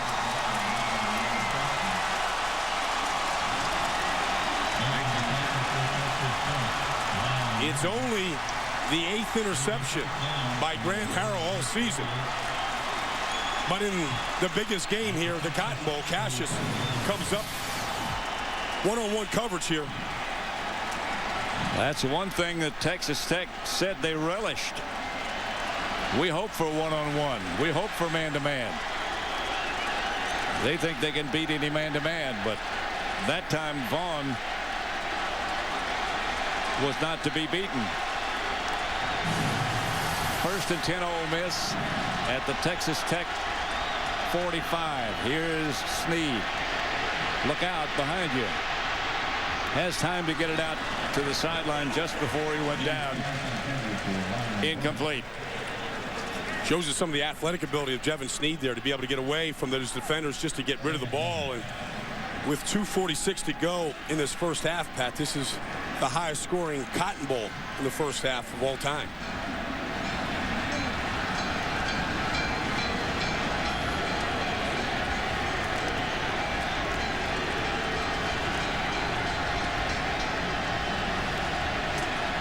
Seems to be a little confusion on Ole Miss's part. And they take another timeout as a result of that confusion. And that's all of their allotted timeouts in this half. Ole Miss.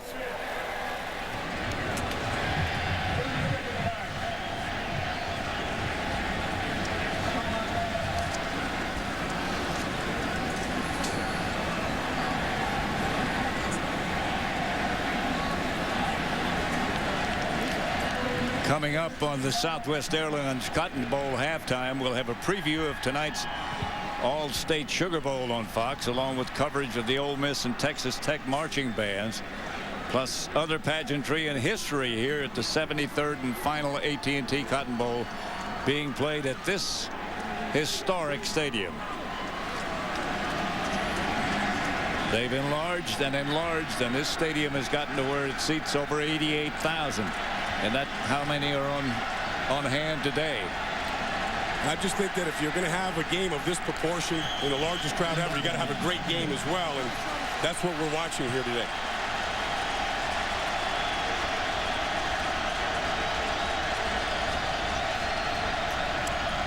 Hand off to McClusker, and he's got some room, and look out. Stays on his feet. Inside the 10, inside the 12. Inside the 15 to the 12-yard line. 34-yard scamper by McCluster.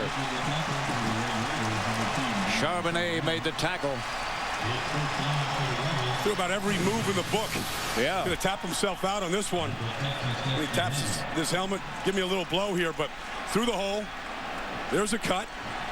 There's a cut. Dip the shoulder. Go out in the backyard and try that one. Yeah. At halftime today. Little spin move at the end. Heads up. Like a Ferrari racing through the streets. Ole Miss with a chance to take the lead. McCluster keeps it himself down to the 10. They had a reverse showing, but McCluster didn't throw it back. Well, he was tapping himself on the helmet after the long run. I guess they didn't get it. And what they do, they just gave it right back to him. You're not supposed to get tired. No.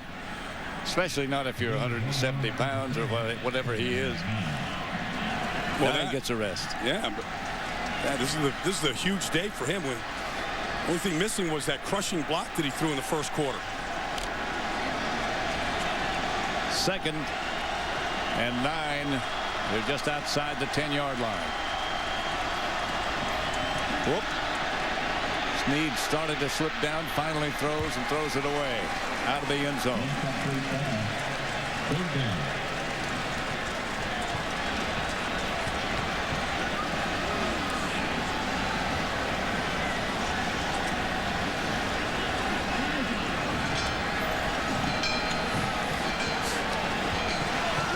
Mike Wallace coming back onto the field for the Rebels.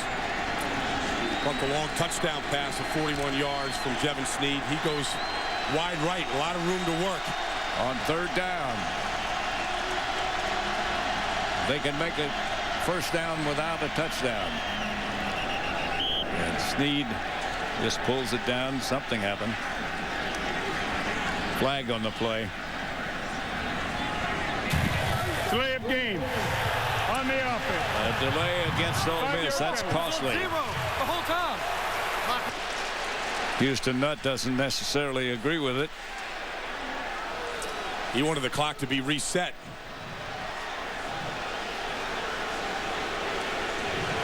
Still doesn't. There was no foul on the play. The play clock did not start. Houston was right. The play clock to 25 seconds. 3rd down. Houston was right. He won his argument. Doesn't lose many of those, Pat. Nope. So it remains 3rd and 10 at the 10. 3rd and 9 at the 10.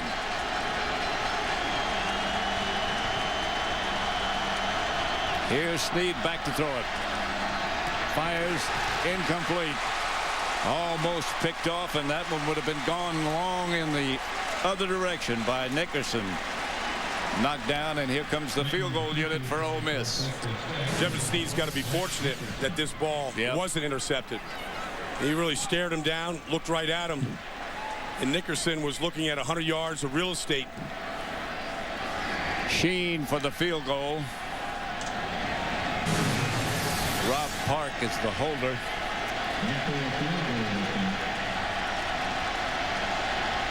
28 yards about.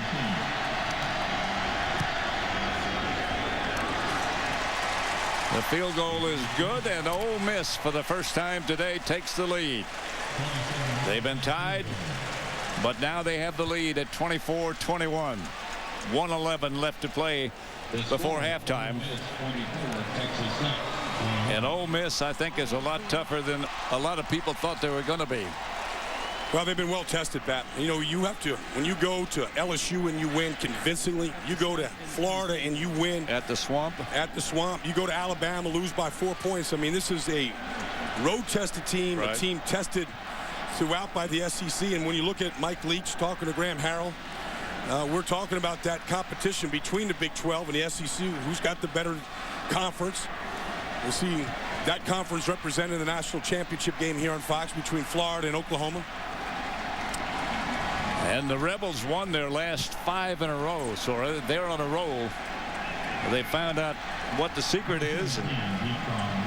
Houston Nutt told his team, the more games we win, the warmer it'll be, the bowl game we go to. And it was 68 when this game started. Kickoff is fielded at about the 15 by Detron Lewis. And good coverage again.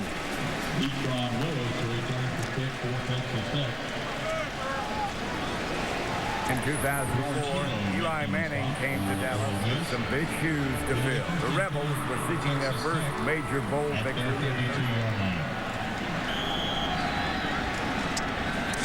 I was here 5 years ago for Eli Manning's final game. A win by the Rebels last time they were in a bowl.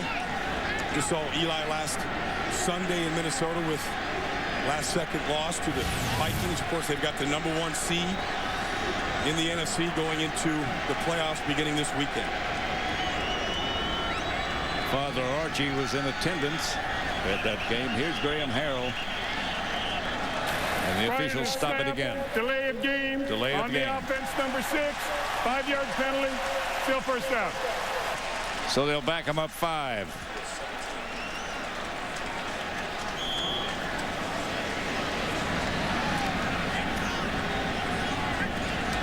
Never gotten the feeling that Graham Harrell has really gotten into the rhythm that we see him on so many weekends throughout the season get into. Well, his key receiver, Michael Crabtree, has not really been a factor so far. Harrell looks in that direction. Gets it to Shannon Woods. And they'll pick up a few. Not many. Clock running with 45 seconds left before halftime. 2nd and 9. Harrell back to throw. Dumps it outside. Shannon Woods again, and this time he's close to first down yardage.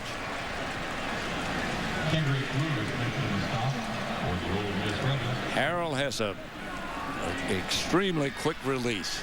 He gets rid of the ball almost as soon as it touches his hands. Almost like a double play combination. Yeah, like turning a double play at shortstop. Yeah. Ball's in and out of his hands. They practice that every day on those type of drills. Here comes the blitz, or the Ole Miss fakes a blitz, and there they go. Edward Britton, the receiver from Harrell this time, and they move the sticks again.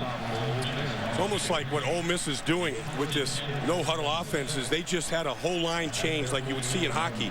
Just replaced all 4 defensive linemen on the fly that time, trying to keep it fresh. Harrell going deep for Crabtree. And out of bounds. Overthrown just a bit.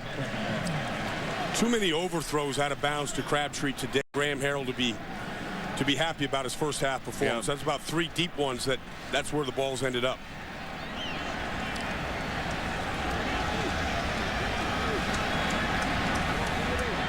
See, because Texas Tech doesn't huddle up, Ole Miss doesn't huddle up. They just line up right where the offensive players are. No huddles on both sides.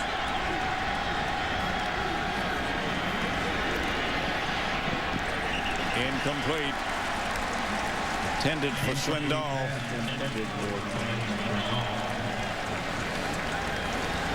Second down. They still need 10 from about their own 48. 16 seconds left before halftime. 15 seconds make it. Crabtree split wide right. That's where you would think he would throw if he has time. Again, Ole Miss on the blitz. Outside, complete. And out of bounds to Swindoll again this time. And that stops the clock with 9 seconds to go. And they'll give up all the 3-yard completions that they want to allow at this point. 4th and 5. Might as well try one more. The indication from Mike Leach.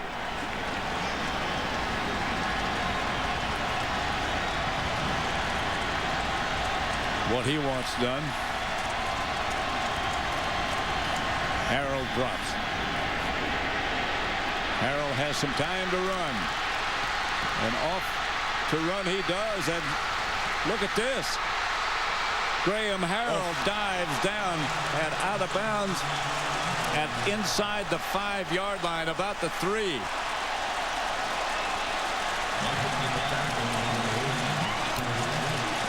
And the touchdown runs out the half as Kendrick Lewis saved a touchdown by Graham Harrell. This is some scramble here. Well, it's a great scramble. He's not sure. Should I get down and maybe get out of bounds before I can save some time on the clock? And he realized that there was too much time already on the scramble. Just got as much as he could, but Kendrick Lewis saved. That's the end of the first half with the score Texas Tech 21, Ole Miss 24. Jeannie Zalesko will return with the Southwest Airlines Cotton Bowl halftime show after these messages from your local Fox station. Welcome back to the AT&T Cotton Bowl Southwest Airlines halftime show on Fox. As promised, the Red Raiders do indeed have a band. They're taking over the field at the Cotton Bowl. Enjoy.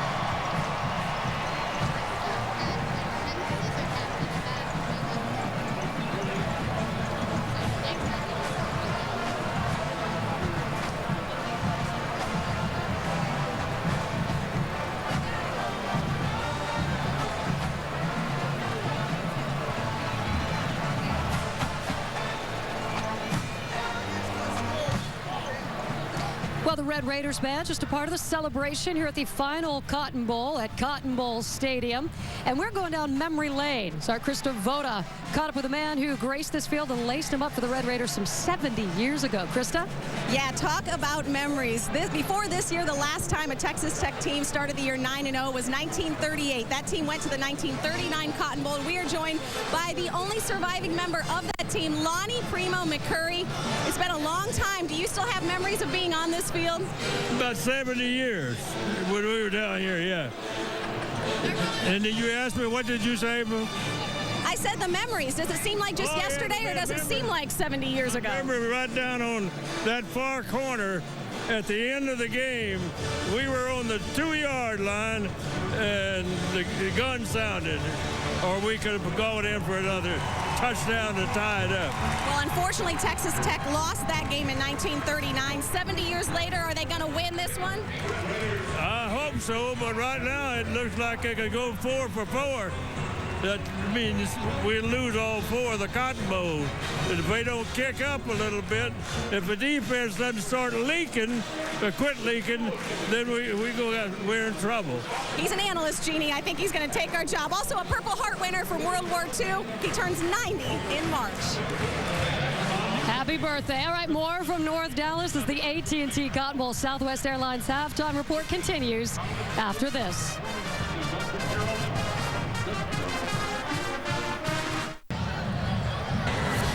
Welcome back to the Southwest Airlines halftime show on Fox. This bowl so rich in tradition, we know it wouldn't be an official Cotton Bowl celebration without the talented ladies who will be taking the field, making their 59th consecutive appearance. I'm looking down just to make sure I had that number right because it is unbelievable. Once they started this bowl, they wouldn't go away, and the people are very happy to have them. They are extremely talented. It's the Kilgore Rangerettes.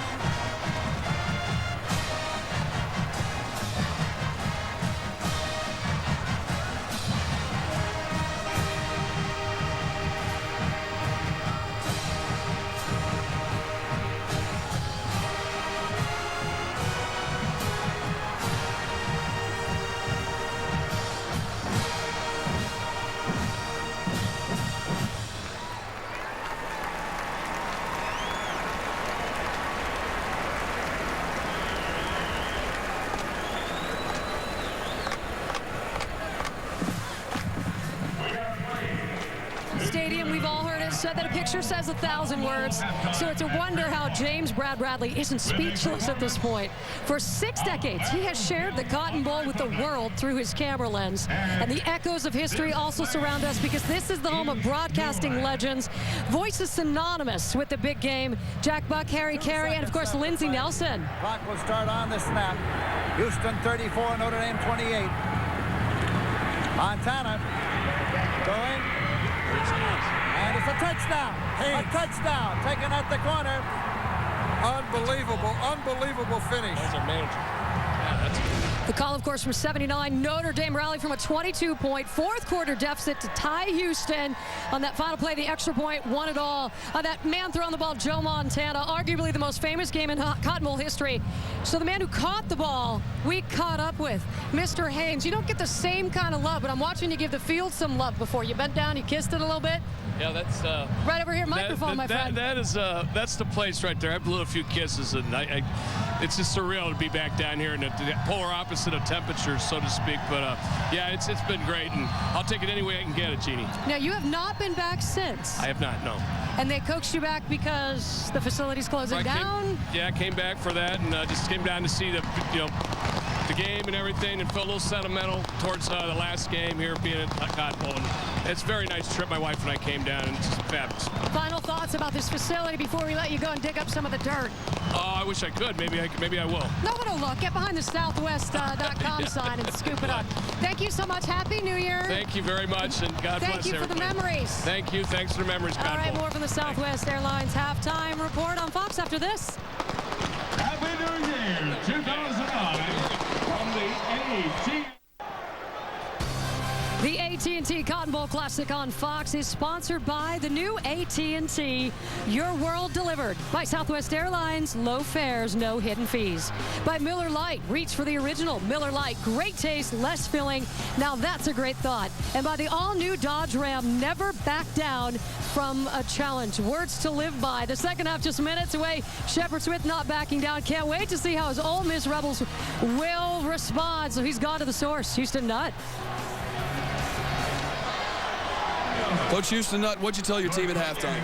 30 more minutes. 30 more minutes. One play at a time. Don't turn the ball over. You had to call early turnovers, the difficult penalties. You climb back against the number 7 team in the nation. How'd you do it?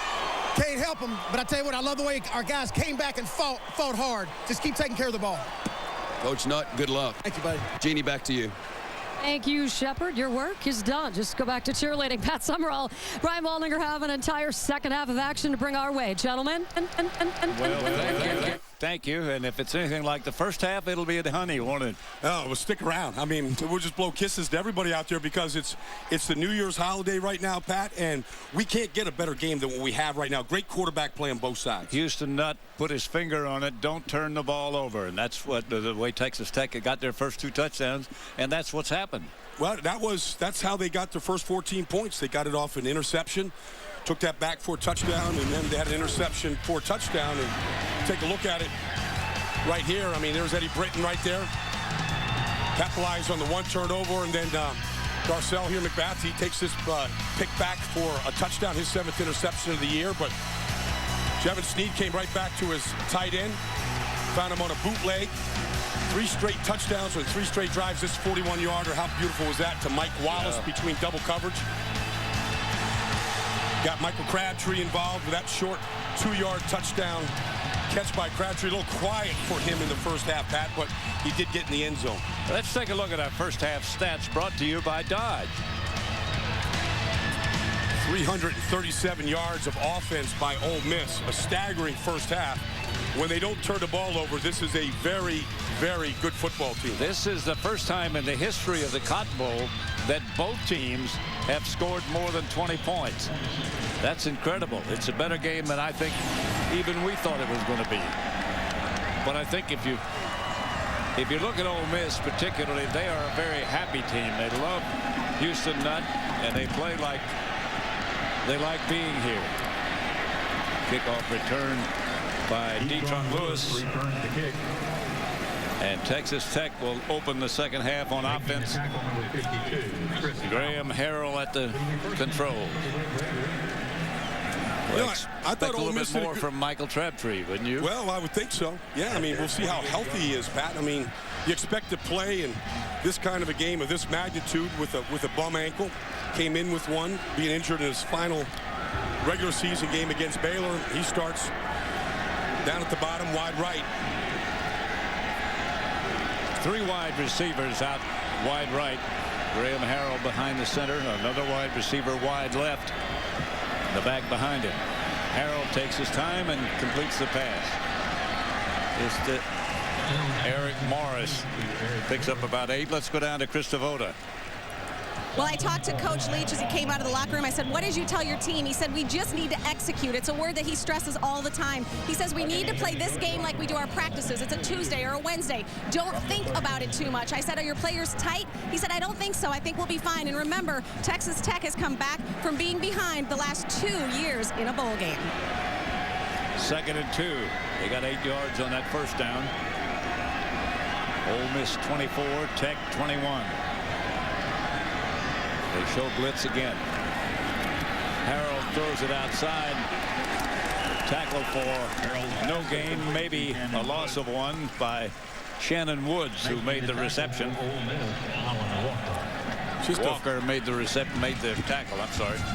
Just to follow up on what Chris Devoda said about Texas Tech. This team doesn't change their philosophy. They don't go in and write up new plays or anything like that. They believe in what they do. They'll just come out and try to do it better. Like she said, just try to execute a little bit better.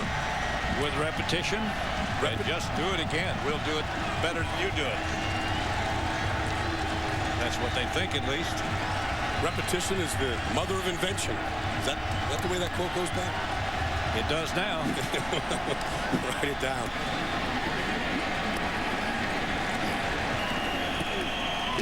Don't know if he got enough to get the first or not. I think he did. They'll move the chains after they decide where they're going to mark it. First time they've been in that formation with Ryan Hale at the BH formation, number 47. Enough for the first down. Shannon Woods and Baron Batch, the 2 running backs, very underrated backs in an offense that's so well known for their passing efficiency. They sort of go unnoticed as runners, but they're pretty good. Again, the Rebels blitz. Edward Britton. In order for that pass to be completed, Pat, they needed good pass protection that time. There is going to be a corner blitz coming here, and Baron Batch is going to come over and meet it. Protect the backside of Graham Harrell. Very good in protection. Very aware and got over there in time to pick up that free rushing. Another first down as Tech is on the move. They show blitz again. Harrell saw him coming, and they picked it up pretty well. Crabtree makes the reception, and these last 2 catches are this is incomplete. I beg your pardon. He didn't make the reception, but the last 2 have been diving catches. That one almost was. Crabtree just got bumped by one of the Ole Miss players coming off the field. He's going to go down and meet this ball. He's going against Marshay Green. Good in cut. Ball slipped through. You can see that it was just trying to hide it and protect it so that maybe the officials wouldn't see it, but they were right on top of it. 2nd and 10.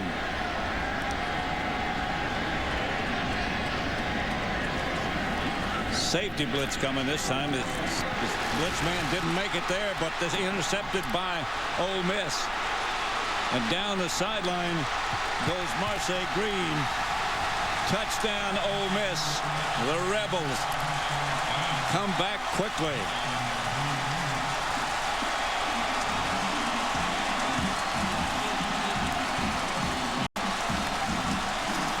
Well, Marshay Green is the benefactor of Michael Crabtree slipping on that play. 65-yard interception return. Here's Crabtree. He's going to come down against Green, but his feet are going to come out from underneath him. A couple times he slipped today. There he is. Green is just waiting there for a nice holiday gift. Picks up a little convoy on the way. Yes, he does. And the convoy gets blocking all the way into the end zone. Marshay Green. Sheen for the extra point.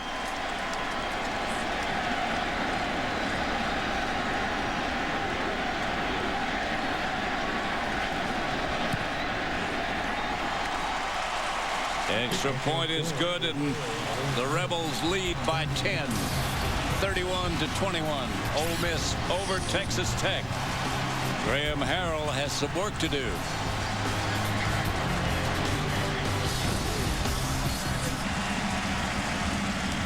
Ole Miss 31, Texas Tech 21. The Rebels about ready to kick off. David Hankins to kick it off to Detron Lewis.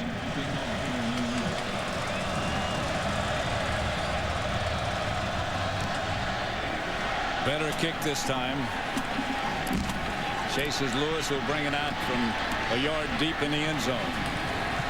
Just outside the 20, about the 23. That's where the Red Raiders will take over. Graham Harrell, his intended receiver on that timing route, slipped down. And the interception went for a Rebel touchdown. Well, here's the play again. I mean, Michael Crabtree is just going to come off, kind of running out, and he loses his feet underneath him. Not even going full speed. That ball is supposed to go to the outside. He's thrown it to his back shoulder. Yeah. He mentioned that he's got a bad right ankle, but that didn't look like that was the result of a bad ankle. I mean, he just got his feet tangled up coming out of it. Ole Miss ahead by 10. They show blitz again, and here they come again. Harold just has to dump it to the left. Nobody was expecting it, and nobody turned around. Now, Harrell is a 72% completion quarterback, only threw 7 in 568 attempts.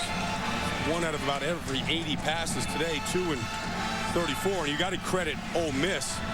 Almost every single play right now, Pat, you're talking about a blitz coming and putting pressure on him, and that's certainly their formula. They're not going to stop coming because it's been effective. 4-man rush this time, no blitz. Pass is incomplete. Good coverage. Swindoll, the intended receiver, but good coverage by Ole Miss. I said it before, but the Texas Tech receivers had said they hope that they're covered man-to-man, and that's what Ole Miss has been doing, and doing a good job of it. And you know what, Pat, when you get coverage like that on that play, it gives you more confidence to come back and cover them again. And here they are, right up in front of their grill again. You know what?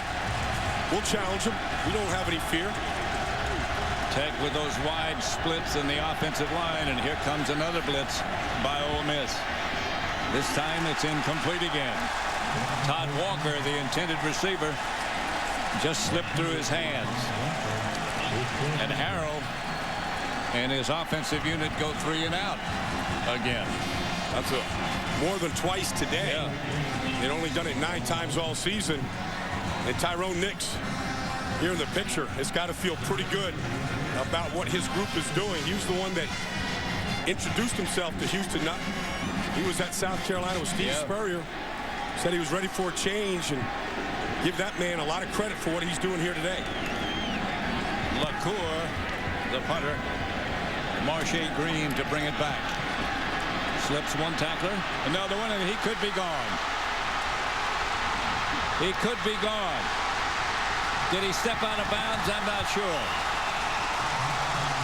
He got it all the way into the end zone, but that's a touchdown by the Mississippi Rebels.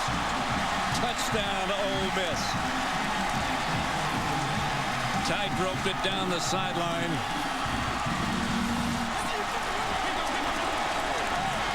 63-yard punt return.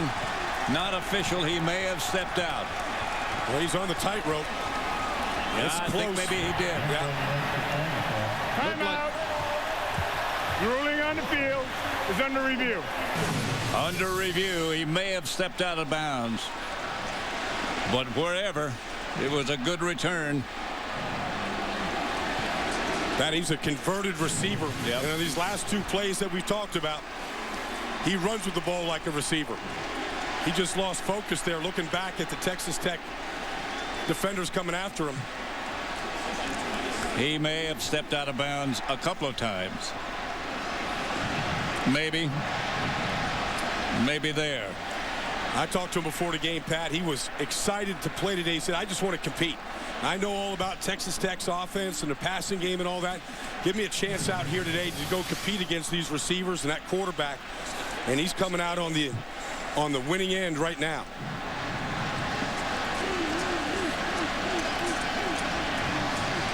How often do you see an interception return for a touchdown and then a couple plays later take a punt return back for a possible touchdown? Mike Leach looked stunned. I think this one's going to come back. I think he stepped out of bounds, but they're still going to be in good shape.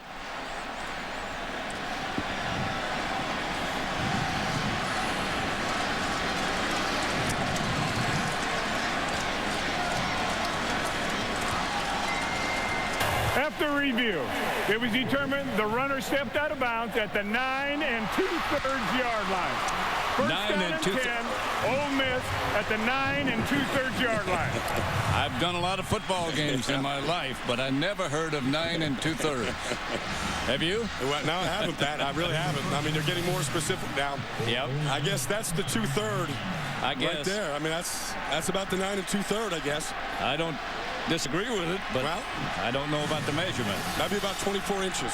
That short means, of 10 yards. That means that it's going to be 1st and goal from here. Okay. That's a good way to put it. Yeah.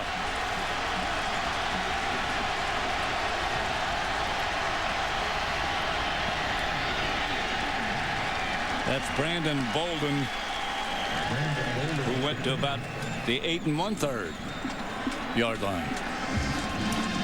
Well, Pat, if Texas Tech's defense can just bow up here and keep them out of the end zone, force Ole Miss to kick a field goal, they can still keep it within a 2-score game. Give up that touchdown, all of a sudden now you're into a 3-score affair, which would be tough for any offense to come back from. They'll have something special right here, I think.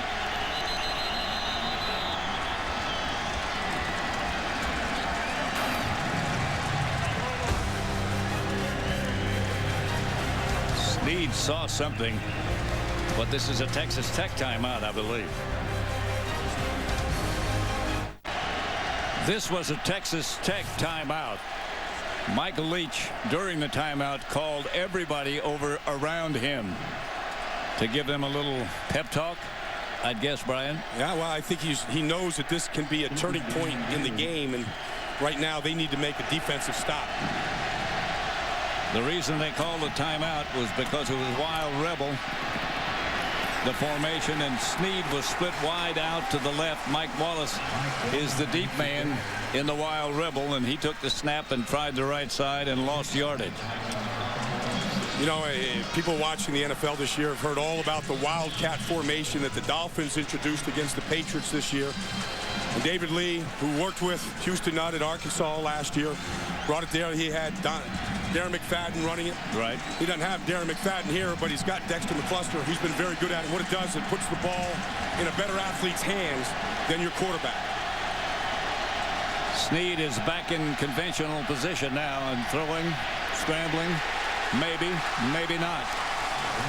And the Red Raiders put the heat on him, but led by Brandon Williams, who gets the sack. And here comes the field goal unit. Ruffin McNeil, the defense coordinator, you got to feel good about that stop after the punt return, forcing Ole Miss for a field goal opportunity. Sheen from 31 yards this time. There's Ruffin. Yeah. Oh, yeah. Good name for him, Ruffin. Yeah, he's a Ruffin, all right. With a big, loud voice and a loud bark.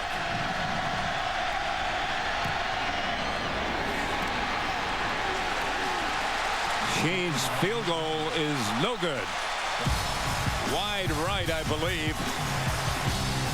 And Ruffin is happy and hugging. Let's take a look at the sequence of plays. This was Marshae Green. Stepped out of bounds on the punt return. Kept Ole Miss out of the end zone. Then Mike Leach took a timeout, a team timeout, said this is the turning point of the game. Then they got an incompletion here by Jevin Snead, ran the ball, stuffed him, and then the missed field goal here. And those are the type of sequences that can really turn the fortune of a game around and put it back into the hands of Texas Tech. Texas Tech from the 20. Graham Harrell, as again Ole Miss shows blitz. Quick pass to Michael Crabtree. Crabtree gets close to a first down. They run that screen, that garage screen or whatever you call it, as well as anybody. Well, the door's open. Yep. And it runs right through it. And he's coming back to the quarterback. Yep. We haven't seen that one today. Very effective. Get it to him in full stride. Let him turn up the field. He's such a good runner after he catches the ball, as are most of the Texas Tech receivers. Here's Harrell back to throw it again with no time. He does get rid of it. Almost picked off by Ole Miss. He let it go on the way down. Marcus Tillman put the pressure on. Crabtree's going out of the game, limping a little bit. Yeah.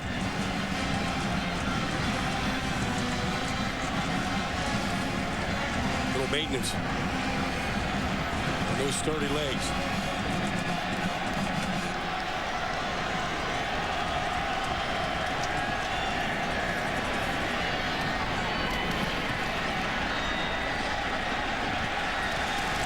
Swindoll made the reception. Scrambled for 8 yards, perhaps. Maybe 9. Graham Harrell has a wristband on his right wrist, made in Palestine, Texas, on his left wrist there. About 45, 46 plays on there. Sometimes Mike Leach will just give him a number, he'll just read the play off. Right. Sometimes he'll change it right there at the line, depending on what he sees. About 60% of the time, they say, he changes the play himself. The draw play is stopped by Baron Batch, the ball carrier. It was 3rd and 3, and he didn't get the first down. It's 4th down, and they'll have to punt, I think. Well, they don't like to punt, Pat. No, I know it. They really don't. They're not used to it. Mike Leach got a little riverboat gambler and was going to keep his offense on the field. He has a lot of confidence in this passing attack. And again, they take the wide splits on 4th down. This is a key play right here. And Crabtree, Graham Harrell goes straight ahead. He didn't make it. No. His quarterback sneaked a couple short ones today, but that was every bit of 4 yards. He must have thought he had less yards to go than he did. And Ole Miss takes over on downs. That's a strange gamble there. Strange gamble, not a smart decision. No. Wonder why he did that. All those talented receivers and that golden right arm of his, put it in the hands of one of those guys. Ole Miss by 10. Welcome back to the 73rd AT&T Cotton Bowl Classic, brought to you by Fox. And you know the Cotton Bowl wouldn't be possible without the great folks at AT&T. We are joined now on the field by AT&T's Mark Kiefer. Why do you guys love this bowl? What do you get out of the Cotton Bowl? Well, Krista, there are few events in all of college sports that have both the history and the excitement of the Cotton Bowl. It's just a great privilege for us to be associated with such a great event. And as we're seeing from the game today, an unbelievably exciting game. Absolutely. Let's get back to the action on the field. Pat and Brian up in the booth. Believe me, we're glad to be here as well. Mike Leach and Houston Nutt, the two coaches. Mike Leach just made a very strange decision to go for it with a quarterback sneak. Look at McCluster. Straight ahead. About 15 yards he picked up. 15 exactly. And a first down for Ole Miss.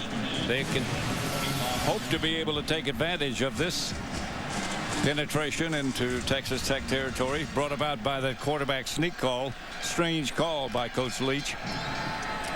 Good job on the left side. Michael Orr blocking down. Little guard pull around there, opening up that hole for McCluster. 1st and 10. He is quick, isn't he?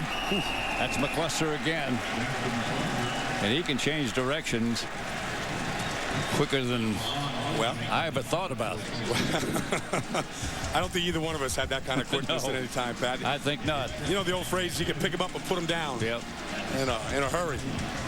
And he doesn't seem to ever get tired. I mean, he just comes right back out there and stays on the field. Not much to haul. Got to run around the shower just to get wet. 2nd and 2. That's Bolden. Bolden. Touchdown. Ole Miss straight ahead. Running this time. And Bolden gets the touchdown.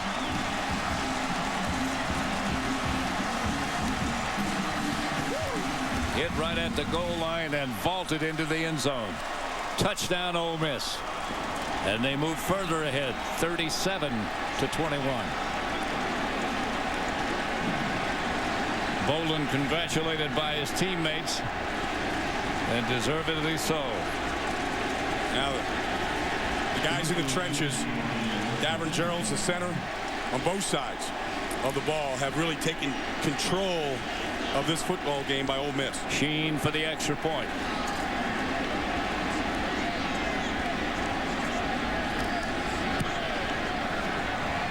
That's good. And the Rebels take the lead 38-21. They've done an outstanding job today.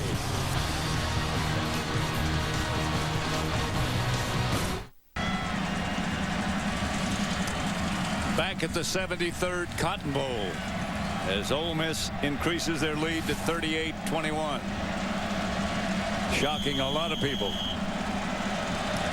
Brandon Bolden, just a freshman from Baton Rouge, got out of LSU country here to help out the Rebels. Lewis to return it from the 3. Out to about the 29-yard line, where Graham Harrell will have to go to work again. This time the deficit is a little bit bigger because of the play of one Dexter McCluster, who's having a career day, career rushing yards today at both the quarterback position, at the running back position, and then receiving 155 total yards. He's been the spark plug to that offense all afternoon. Yeah, that offense has shocked a lot of people, including the Texas Tech Red Raiders. Graham Harrell from the shotgun, from the spread.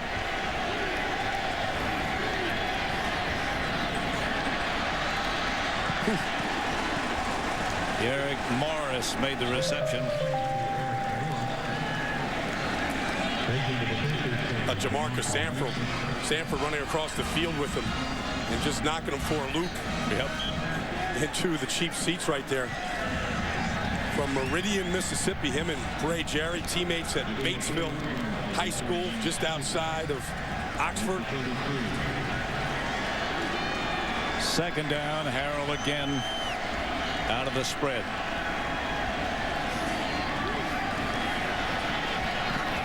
Pass complete, not enough for a first down. Eric Morris makes the catch.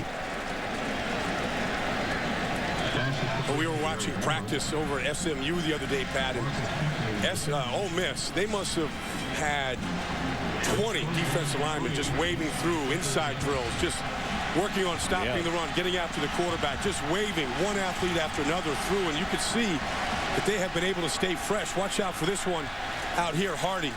A very good pass rusher for Ole Miss. 3rd and about 3. Harrell has time. He's chased by Hardy. Gets rid of it. And they'll get enough for a first down to Baron Batch. Batch makes the catch, and they move the chains. First down, Tech. It looks like Graham Harrell's got his play. Giving it out. He's signaling it to the receivers. Got 2 badly injured left fingers that he's got taped on his left hand. Signals out. Line is ready. They don't huddle much, do they? They don't like to do that. Here comes the blitz by Ole Miss again, and Graham reads it and dumps it to Morris again. They hurry back to the line of scrimmage.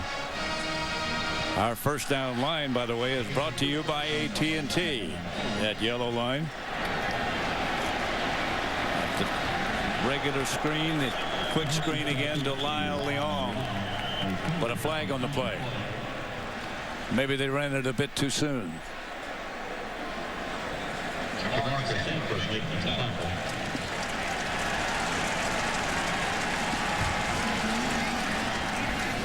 Mike Leach would like to have a little protest time Illegal about that. chip on the offense. 5-yard previous spot, still second down. Maybe a little too quick. Well, it's been the mistakes that have hurt Texas Tech today. Yep. Second down and 9, call it. Graham Harrell again back to receive the snap from center. Changing the play. Getting the message out to the wideouts. Here comes a blitz again. They almost get there, and finally they do get there, and this is probably going to be intentional grounding, although there may have been somebody out there that I didn't see. No flags yet. Well, they're running twist stunts inside here and bringing a blitzer behind it. Pressured by Green and Lockett as they both got close. They're mixing it up front. When you have that kind of a lead, Tyrone Nix is saying, you know, why be complacent? Let's just keep getting after them. Let's dial it up.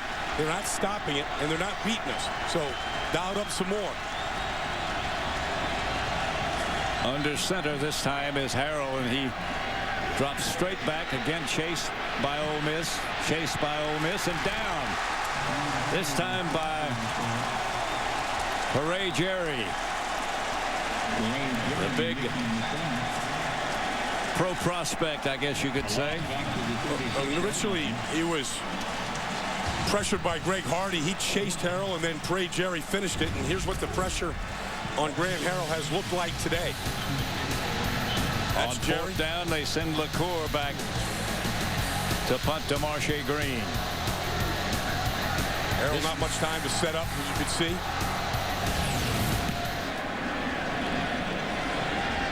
Good kick. Green fields it. Is taken down right there. Marlon Williams down to make the tackle. 88,000 plus. A new Cotton Bowl Classic record. They enlarged this stadium during the off season, or during the off football season. That's why the new record is set of 88,000. They actually, for the Oklahoma-Texas game, had about 92,000. But there were a lot of standing people for that contest. Jevin Sneed, the Ole Miss quarterback, hands straight ahead. Not much to Bolden. Maybe a yard.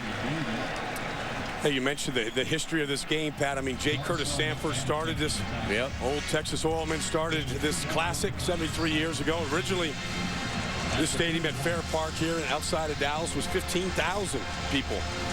But because of the interest that has grown with this event, the Cotton Bowl has just continued to expand to the point where it's over 88,000. Right. They just spent a bunch of money to enlarge it and make it more comfortable in the offseason this year. I know the players love playing in front of this kind of crowd. Yep. Here's Jevin Sneed throwing deep. Got a first down to Mike Wallace, who made the catch. But Jevin Sneed's a good quarterback. Yep. I mean, he was looking short to his tight end, and he was covered, so he went just in his eyes deep to Mike Wallace, who has had a great game here today. Big 41-yard touchdown pass, put him on the board. Their second touchdown to tie the score, but Jevin Sneed does a good job of taking care of the football and really knowing what this team needs offensively. Sneed from Stephenville, as mentioned.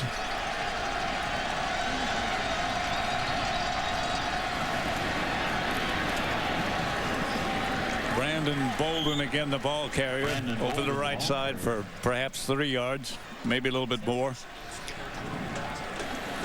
Jevin Sneed from Stephenville, Texas. Right. Graham Harrell from not far, just outside of Fort Worth. And so many good Texas high school quarterbacks out there playing in major college football. We'll see one at Texas, Colt McCoy. One in Missouri, Graham. Yeah. Great player there. Yeah. Chase Daniel. Yeah. Graham Harrell, from, as you mentioned, from Stephenville.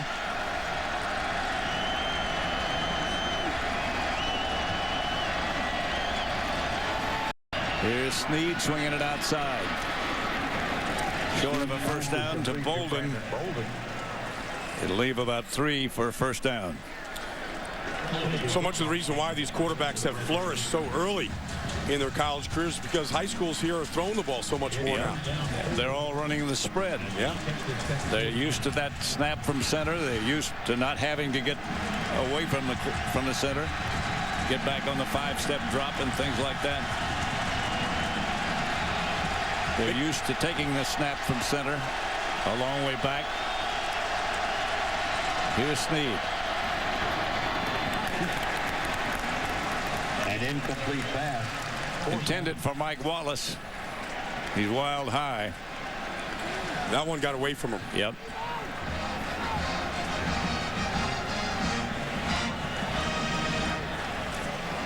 In for the Red Raiders to receive the punt, number 12, Park, Rob Park, back to punt for Ole Miss. Eric Morris back deep for Texas Tech.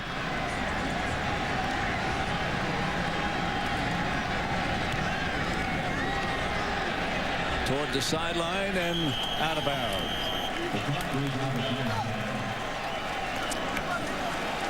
At about the 15.5. 16.5 make it. That's where Texas Tech will start from. Tonight, the FedEx Bowl Bash continues with the All-State Sugar Bowl as Utah looks to complete an undefeated season when they battle John Parker Wilson in Alabama. Our coverage of the All-State Sugar Bowl begins tonight at 7:30 p.m. Eastern Time, 4:30 p.m. Pacific in high definition, only on Fox. The Utes, the only undefeated team in the BCS series here, trying to stay that way against the Crimson Tide. That'll be a job. Shannon Woods with the ball gets not much, if any. Hit right at the line of scrimmage. Green. Yeah. Bray Jerry in on that play. Yep. He was a fun guy to talk to the other day. He wants to play some more football. Yeah. He was just happy to go to a bowl. Yeah. He's a senior, had never been to a bowl. Didn't know what that was like. When he found out they were going to a Cotton Bowl, he was whooping it up.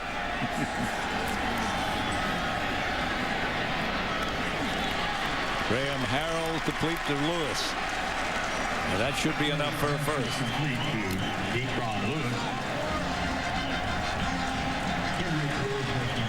That should be just about the end of the third quarter. That's the end of the third quarter. It is Ole Miss 38, Texas Tech 21. We'll be back after a word from your local Fox station.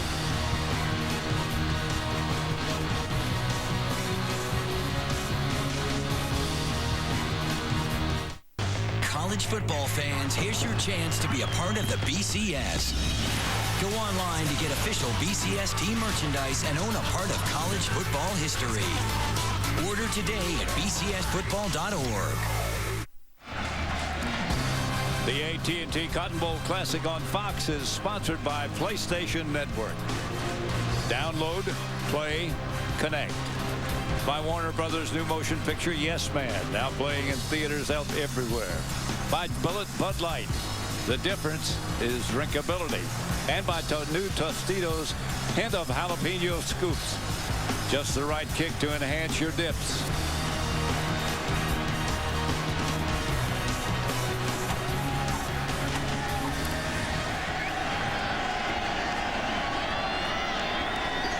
One quarter left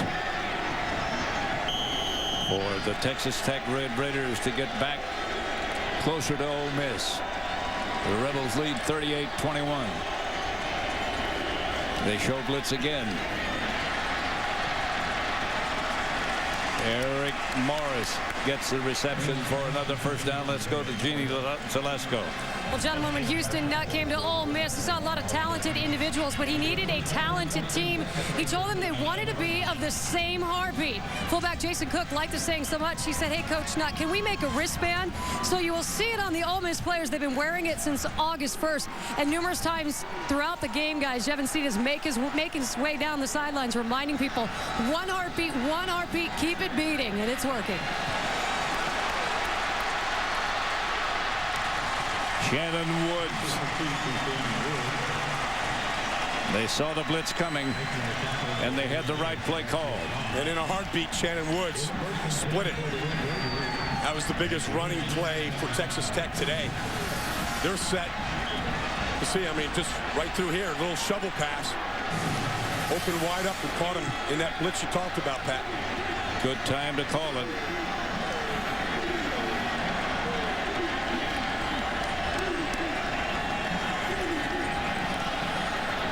Harrell. Complete to Dick Lewis.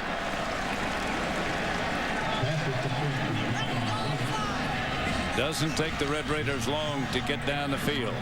No, that time, Graham Harrell got the ball out of his hands as quickly as the ball got into his hands. Yep, and he's good at that.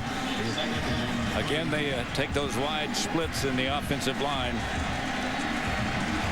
We asked Mike Leach about that. He said it just makes it a little bit further from the defensive end to get to the quarterback. Here comes the blitz again, and they get rid of it. Does Graham Harrell to Morris.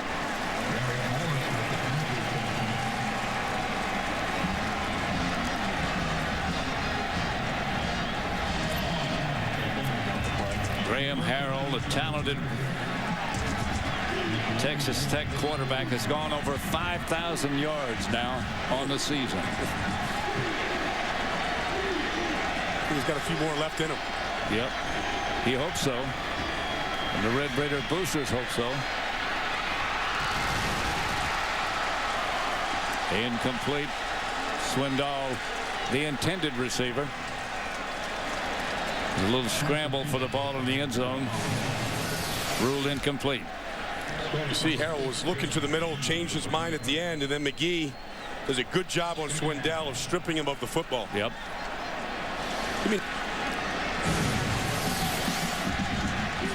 Texas Tech lines up quickly, ready to go. Here's the wide split you're talking about. Yeah. Kind of opens up those lanes and widens those ends.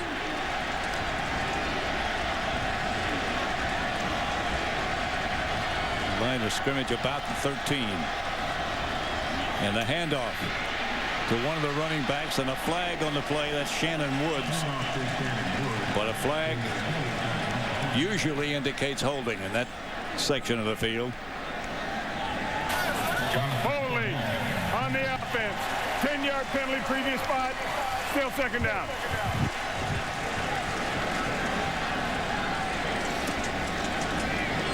The Texas Tech offensive line, as I mentioned before, is huge. They're all over 300, except the center, and he's 290 or thereabouts. Rylan Reed, former baseball player at left tackle, the Chicago White Sox. Pitcher at 330 pounds, an opposing figure on the mound, I would have thought. Three-man rush this time by Ole Miss, and Harrell fires up the middle, complete. Let's go to Chris Devoda now. You guys were talking about Rylan Reed. What a road traveled by this senior. He plays with so much guts, even though he technically has less than anyone else. Diagnosed with non-Hodgkin's lymphoma, doctors removed 3 feet of his intestines. He came back from cancer, as you said, played baseball. 2 days after calling the White Sox to say he was coming back, his dad was killed in a car accident. He said ever since then, baseball didn't feel right. He returned to football, playing in his last collegiate game. Quite a story. Harrell with the snap. Fires quickly. Touchdown, Texas Tech. Edward Britton breaks one tackle and gets in the end zone to move Tech a little bit closer. That's the guy I think Harrell has to start going to, with Crabtree less than 100%, if they want to strike up the band a few more times here today. For the extra point now, going to be Matt Williams, who's an interesting story. Won a contest to get the place-kicking job. Sure was.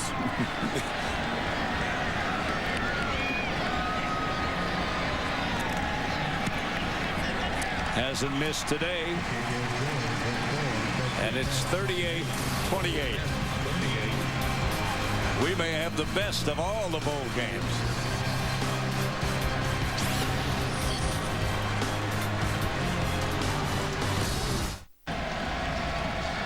There's a meeting of the minds. Smart minds. Yep. The scoring drive, 9 plays, 83 yards. Britton a 12-yard touchdown catch. Harrell in that drive was 7 out of 8 for 91 yards. They kept the ball 3.5 minutes. Too early for an onside kick?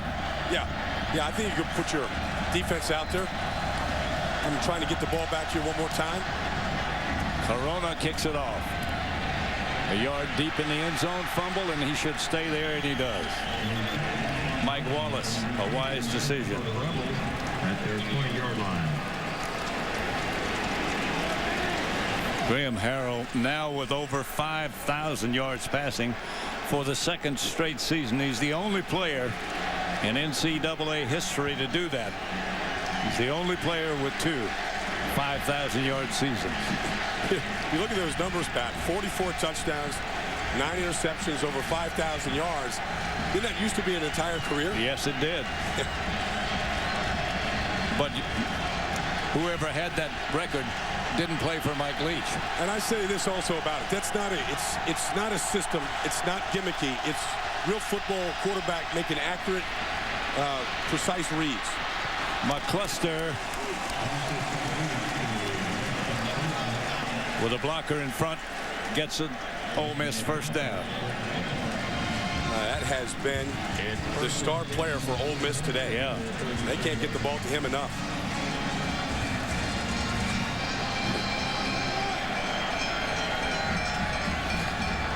First down Texas Tech, first down Ole Miss rather, at their own 34. Texas Tech on a 4-man defense, 4-man front.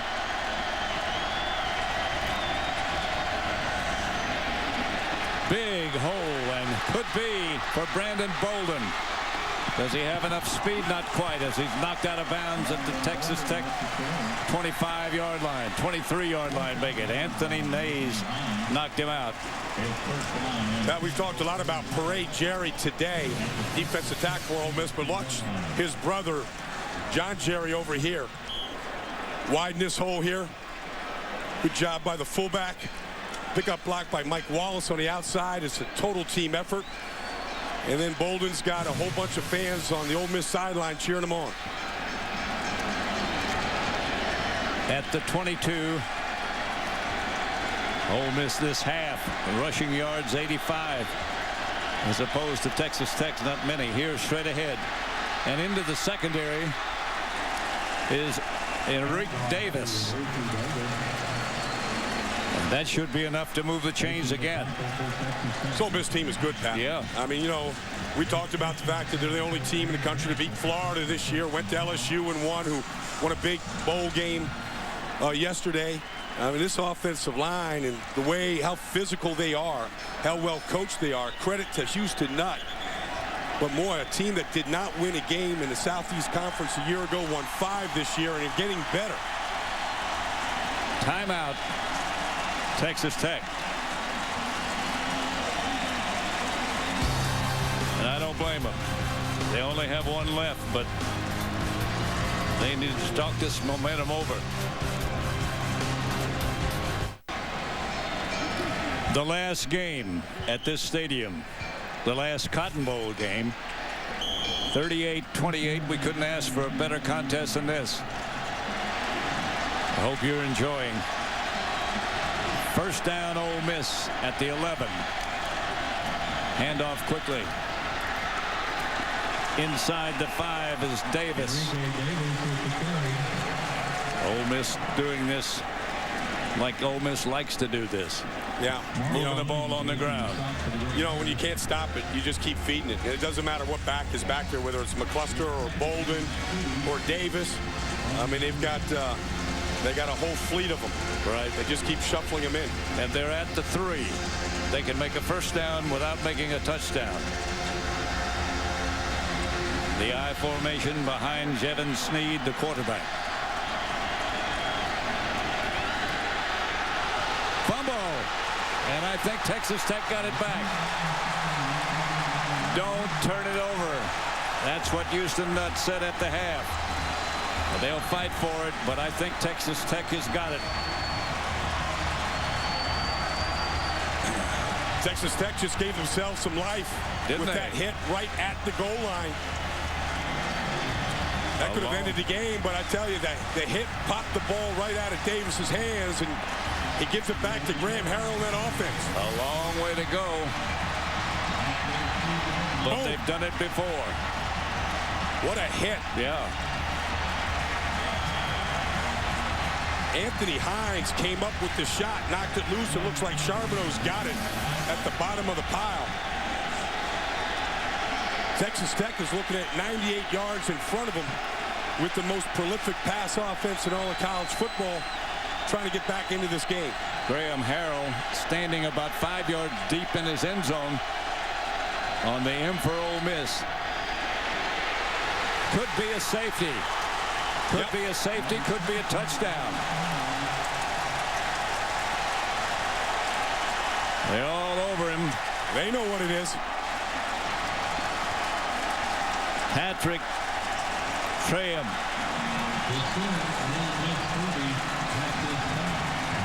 Safety. 40 points for Ole Miss now. 40-28. Here they come. Marche Green comes. Trahan comes. Knocks the ball out of the end zone, and that's a safety. Graham Harrell never had a chance to set up. I couldn't tell if he was trying to throw it or not. They call it a safety. And Ole Miss has 40. Patrick Trahan comes free. Harrell never had a chance to even try to get rid of that ball. Just went backwards. Ole Miss, a safety is such a, or can be such a devastating thing because they get the ball right back. That's giving the signal there of sharks. Blood in the water, the Sharks are going after it.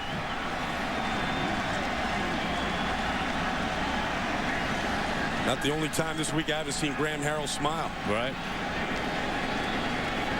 It had so few negative plays considering the time that they throw the football.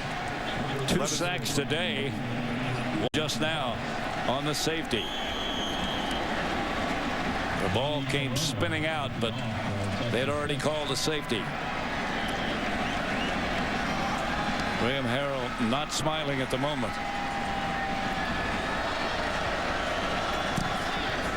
Short kick. Mike Wallace has the return. He's still on his feet, and he's got some room now. Mike Wallace running and returning past midfield.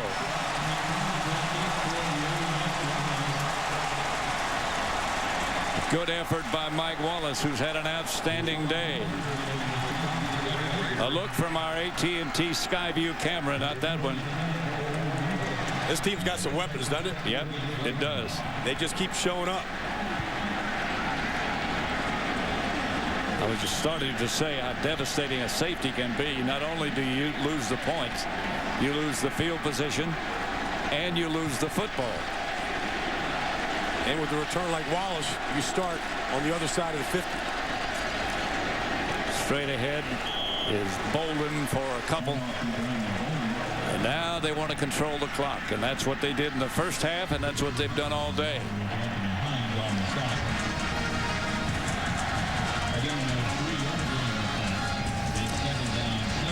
You got to credit Houston Nutt, who said that when he took over the job, he had the whole team over at the house for a big barbecue. They were riding horses and fishing, and players are coming up to him and saying, this is what it's like. We're invited to your house? Yeah, we're coming to your house, and we're going to go fishing and ride horses. He goes, yeah, that's the way we're going to do it here when I'm on board as the helm.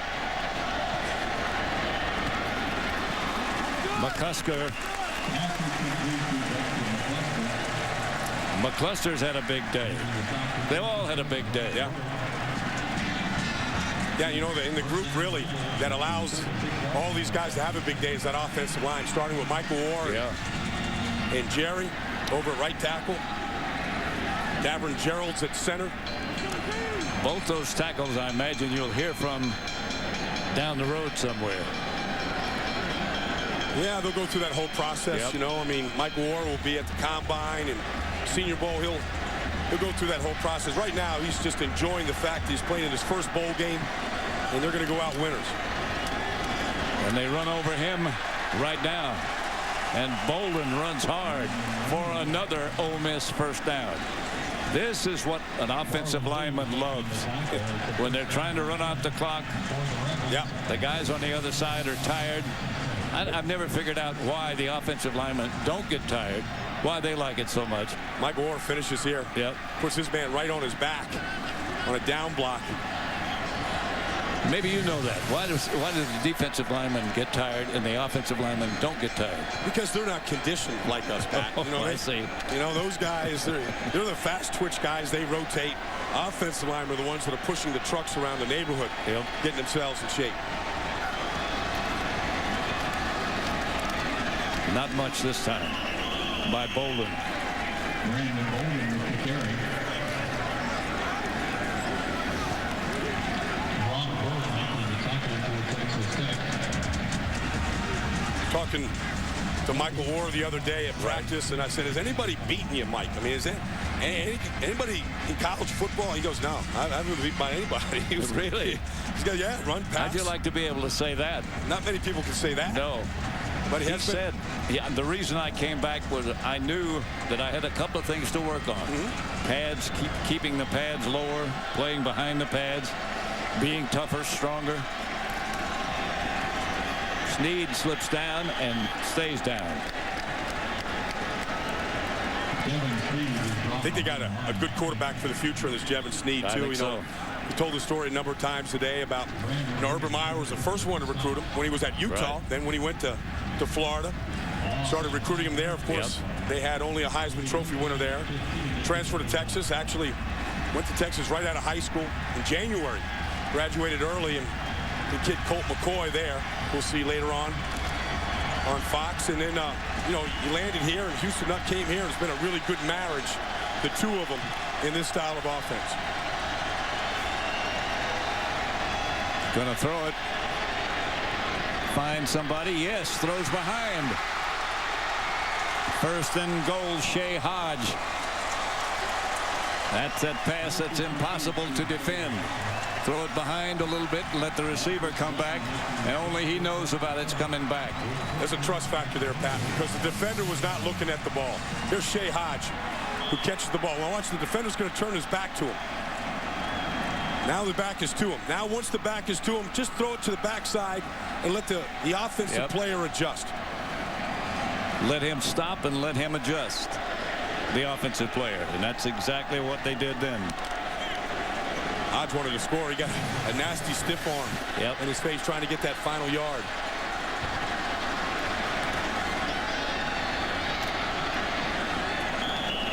Enrique Davis, with that second effort, might have gotten it back to the line of scrimmage, the original line of scrimmage. Second down, it'll bring up.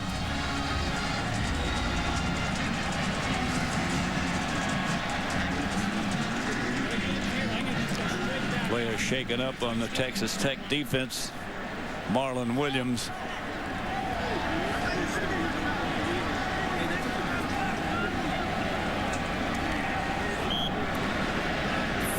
.50 left to play. Ole Miss 40, Texas Tech 28. We're going to take a break.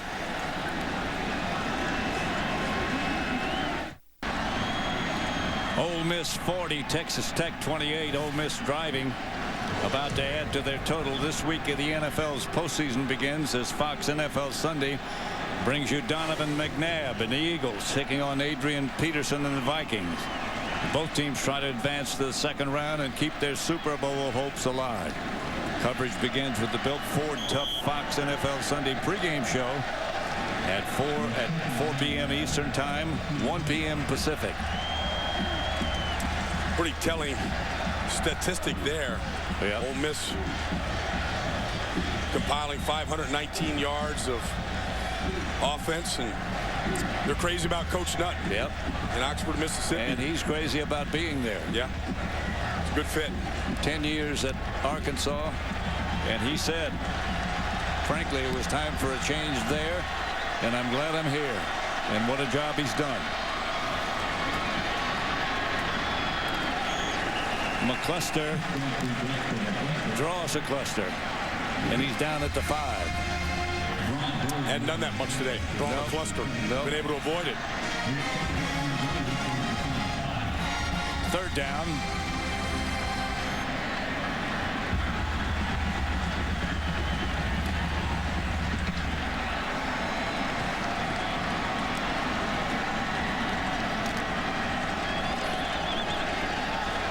This is a happy team that Houston Nutt coaches, and it shows. They played well. Here's McCluster. Touchdown from the Wild Rebel. From 4 yards out from the Wild Rebel formation. Ole Miss increases their total to 46 points. Sheen will try to make it 47. 47-28. Not much of an answer for Dexter McCluster today. Nope. Mike Leach has a lot of great ideas about the way to play football, but he doesn't have one to stop this rushing attack of Ole Miss. Speed is what it's all about, and nobody has an answer for that. 47-28. Ole Miss. Who expected this? 30,000 from Ole Miss did. Back at the 73rd Cotton Bowl, the last in this stadium. Pat Summerall with Brian Baldinger, and Ole Miss has reason to play down in Dixie. I think that's the name of that. Well, it is now. It is. You called it. Down to Dixieland, Oxford, Mississippi. There'll be a good celebration going on here. Maybe an extended New Year's Eve celebration going on. Here and there. Those that didn't make the trek to Dallas will be celebrating back in Mississippi. Lewis on the return. Dexter McCluster has had some day today. That was his first touchdown, that last one, for all of his heroics, and there have been a lot of them today. Well, from the tailback position, he's ripped off runs just like this. Look like a fine European sports car changing directions. He's been a receiver out of the backfield. Talk about quick feet. Yeah, he can stop and start, pick him up and put him down, deliver a hit, finish a run. Leap in for the touchdown. And avoid a cluster. From the Wild Rebel formation. There's the shovel pass again to Shannon Woods. And Woods banging through people, breaking tackles. Gets into Texas Tech, gets into Ole Miss territory at about the 35. This is what the numbers of Dexter McCluster look like today. Career high of 180 total yards. Pretty balanced between running the football and receiving it. Feeling pretty good. He's happy. Yeah. I'd pound my chest if I'd done what he did. Harold throws, pass incomplete. Intended for Morris. Couldn't find a handle. Intended for Eric Moore. 3:59 left to play. 3:58 make it. Well, it's always something that gets scrutinized, Pat, on any team that's so top-heavy in passing the football when, you know, when the timing isn't there, bad weather, or, you know, your quarterback is just a little bit off, or the pressure gets to you. How do you combat what a defensive front like Ole Miss has done today, which is pressure the quarterback all day long? Here comes the draw play to Shannon Woods. It gets a little bit down across the 30 to about the 28.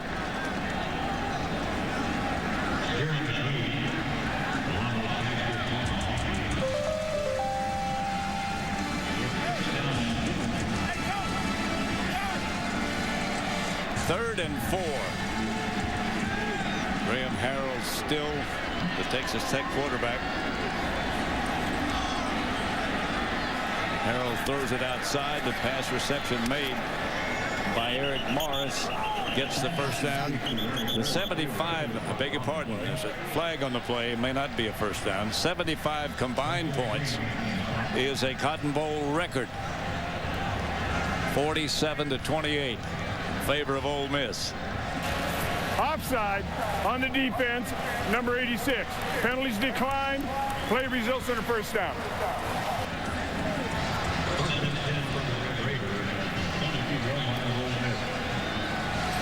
Graham Harrell has set a Cotton Bowl record 33 out of 55 for 332 yards and 3 touchdowns. Those sound like winning totals. Yeah. Not losing. But here comes the Ole Miss blitz again. And again he gets the ball out. Good play by Ole Miss. Deetron Lewis made the reception. But the Ole Miss coverage has been up to the task today. Well, they haven't given up the big play. No. You know, the big thing was, could you tackle the catch and eliminate the yards after the catch? And they've certainly been able to do that, challenging those receivers all afternoon.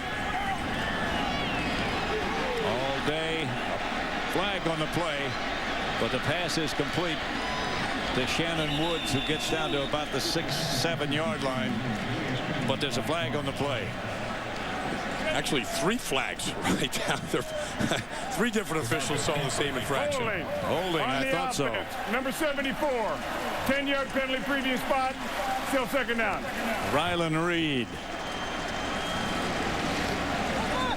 You got to look at all the flags just to prove that Brian Baldinger was looking and being accurate. I don't want to pick on the left tackle, Rylan Reed, either. It's just that good. I think that's a wise choice too. Good choice. He's not going to be in a good frame of mind tonight. Finishing out a really good career here. 3-year senior for the Red Raiders. Again, those wide splits. Quickly to Swindoll from Graham Harrell. We asked Mike Leach the other day if there's somebody in place to take over for Graham Harrell to keep running this offense. He said the tall guy. Yeah. The tall guy is tallest guy I've ever had, he said. Taylor Potts is actually his name, but the name escaped him, but he just remembered that he was tall. He said, I've never had one that tall before. He'd be pressed to be better than Graham Harrell. Graham has all day to throw. Finally does. Touchdown Texas Tech for Morris. 47-34 now.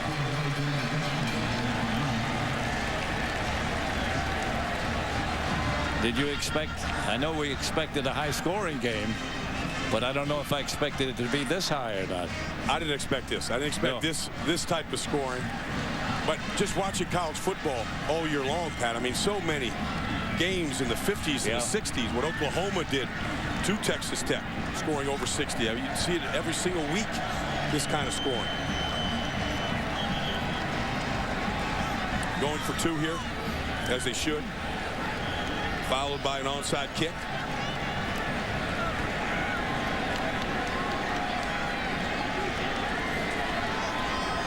Batch and Woods in the backfield along with Graham Harrell. Right guard just moved. 47-34. A little scuffle going on between Hardy and somebody. Well, he always got to keep the helmet on. Yep. That's a wise choice. Yeah.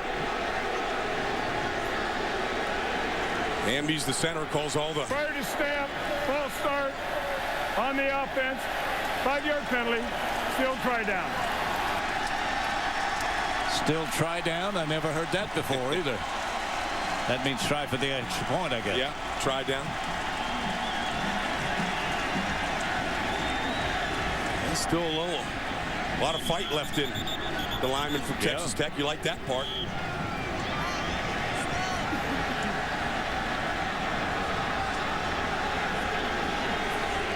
They'll back him up 5 yards to try for the extra point again. Still try down. Now they'll try for 2. Down he goes. They scramble for the ball. Tech, I think, comes up with the ball. Palmer on the sack.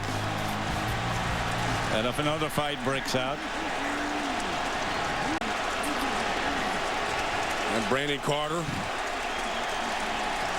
letting Ole Miss know what he thinks about it. Of course, face is always painted up. Everybody threw a flag on that last call. He said that face paint makes him more aggressive. Well, I think that was a pretty good example. Yeah, I think it was. What you're talking about. Yeah. It's like his character. Sometimes he's got a mohawk that goes with it, but that mohawk doesn't stay up inside that helmet. Got a few tattoos on his arm. I'll be out. I'll see you later. Behind the woodshed. Yeah. Flags again all over the field. Yeah, they got to just calm these guys down at this point.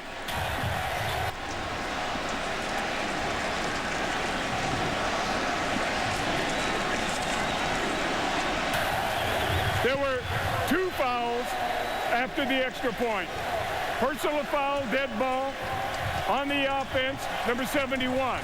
After that play was the dead ball, unsportsmanlike on the offense, number 76. First penalty is enforced from the 30 to the 15-yard line. The second penalty is forced half the distance from that spot.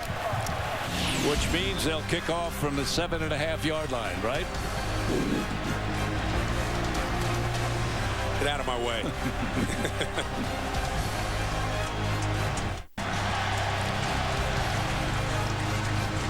The AT&T Cotton Bowl Classic on Fox is sponsored by the new AT&T. Your world delivered.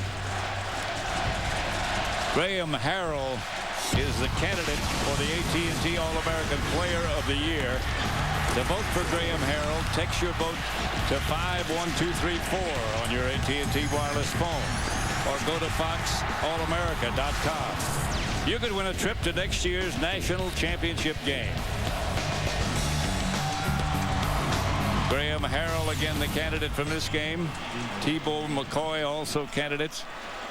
Graham Harrell is a very pleasant young man to talk to. I don't know what poll that came from. 94% said that we couldn't win it. They were 31-point underdogs when they went to play the Florida Gators this year and found a way to beat them.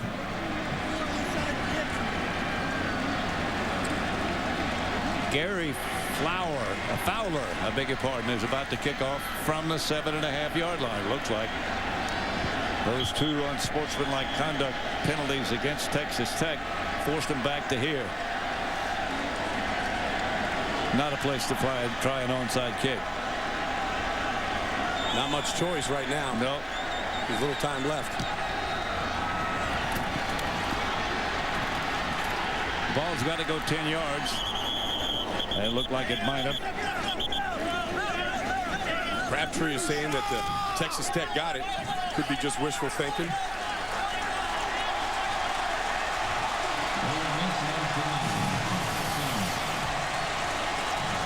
First and 10, somebody. Yeah. Ole Miss has the ball. Yeah. Underneath that scrum. They came up with it with excellent field position. They could run this clock out, although Texas Tech does have a timeout left.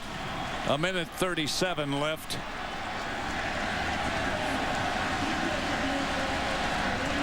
Wonder if Tech will use that timeout.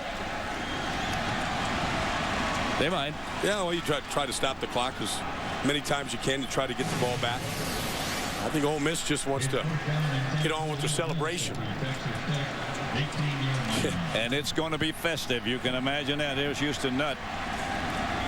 He's had something poured on his head. I saw one highlight of a previous game that Ole Miss won, and they tried to pour the Gatorade on Houston Nutt, and there was nothing in there. It all An got empty dunked. bucket. It all got drunk.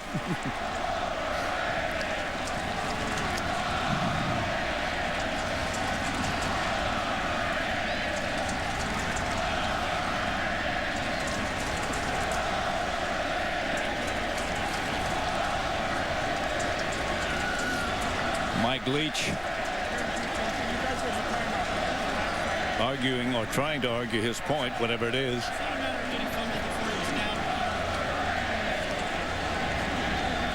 Who for somebody else to debate with. Doesn't like the answers he's getting from that group. But Mike Wallace and Marcus Sanford, they like what's going on. Not the way Graham Harrell wanted to go out in his final college game, but he's got a bright future. Looking at him. Timeout. Texas Tech University. Third and final timeout this half. There's Tyrone Nix that got his dose of Gatorade. Oh, that's another one.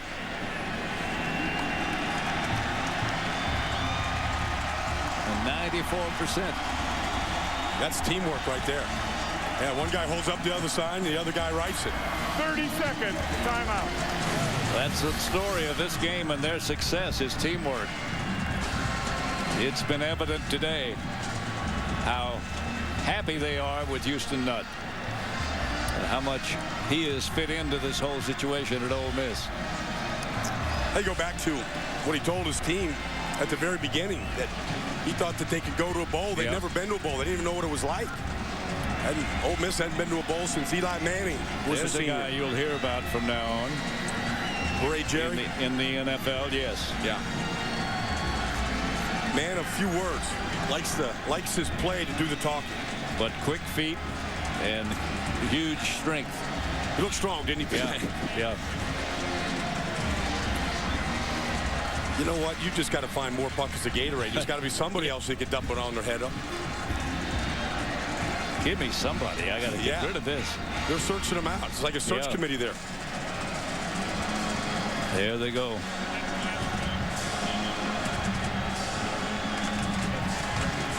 I think Houston Nutt's probably good for 2 buckets. Look out. Look out. They're sneaking up behind you. As much as people that size can sneak up on you. And Jevin Sneed is just going to take a knee and let it run down. Houston got a little shampoo. Oh, there's that was a weak effort. Somebody. Yeah, that was weak. You see much better today. An effort out of frustration. Down to about a minute.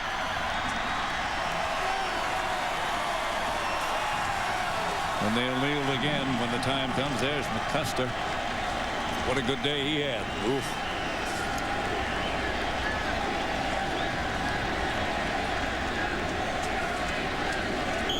Two knees.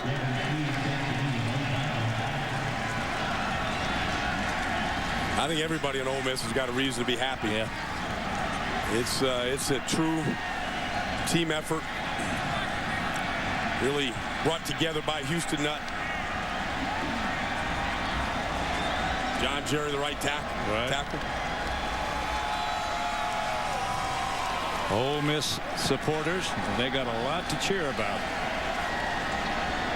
Quick turnaround. Another knee. And that should do it.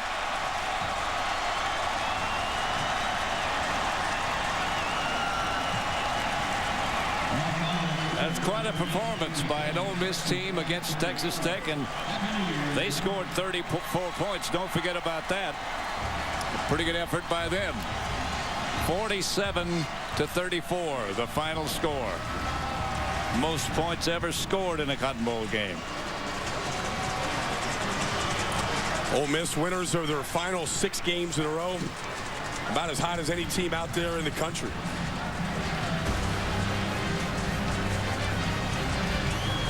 We'll be back with the trophy presentation as a dejected Mike Leach heads for the locker room and a triumphant Houston Nutt among the Ole Miss supporters. We'll be back.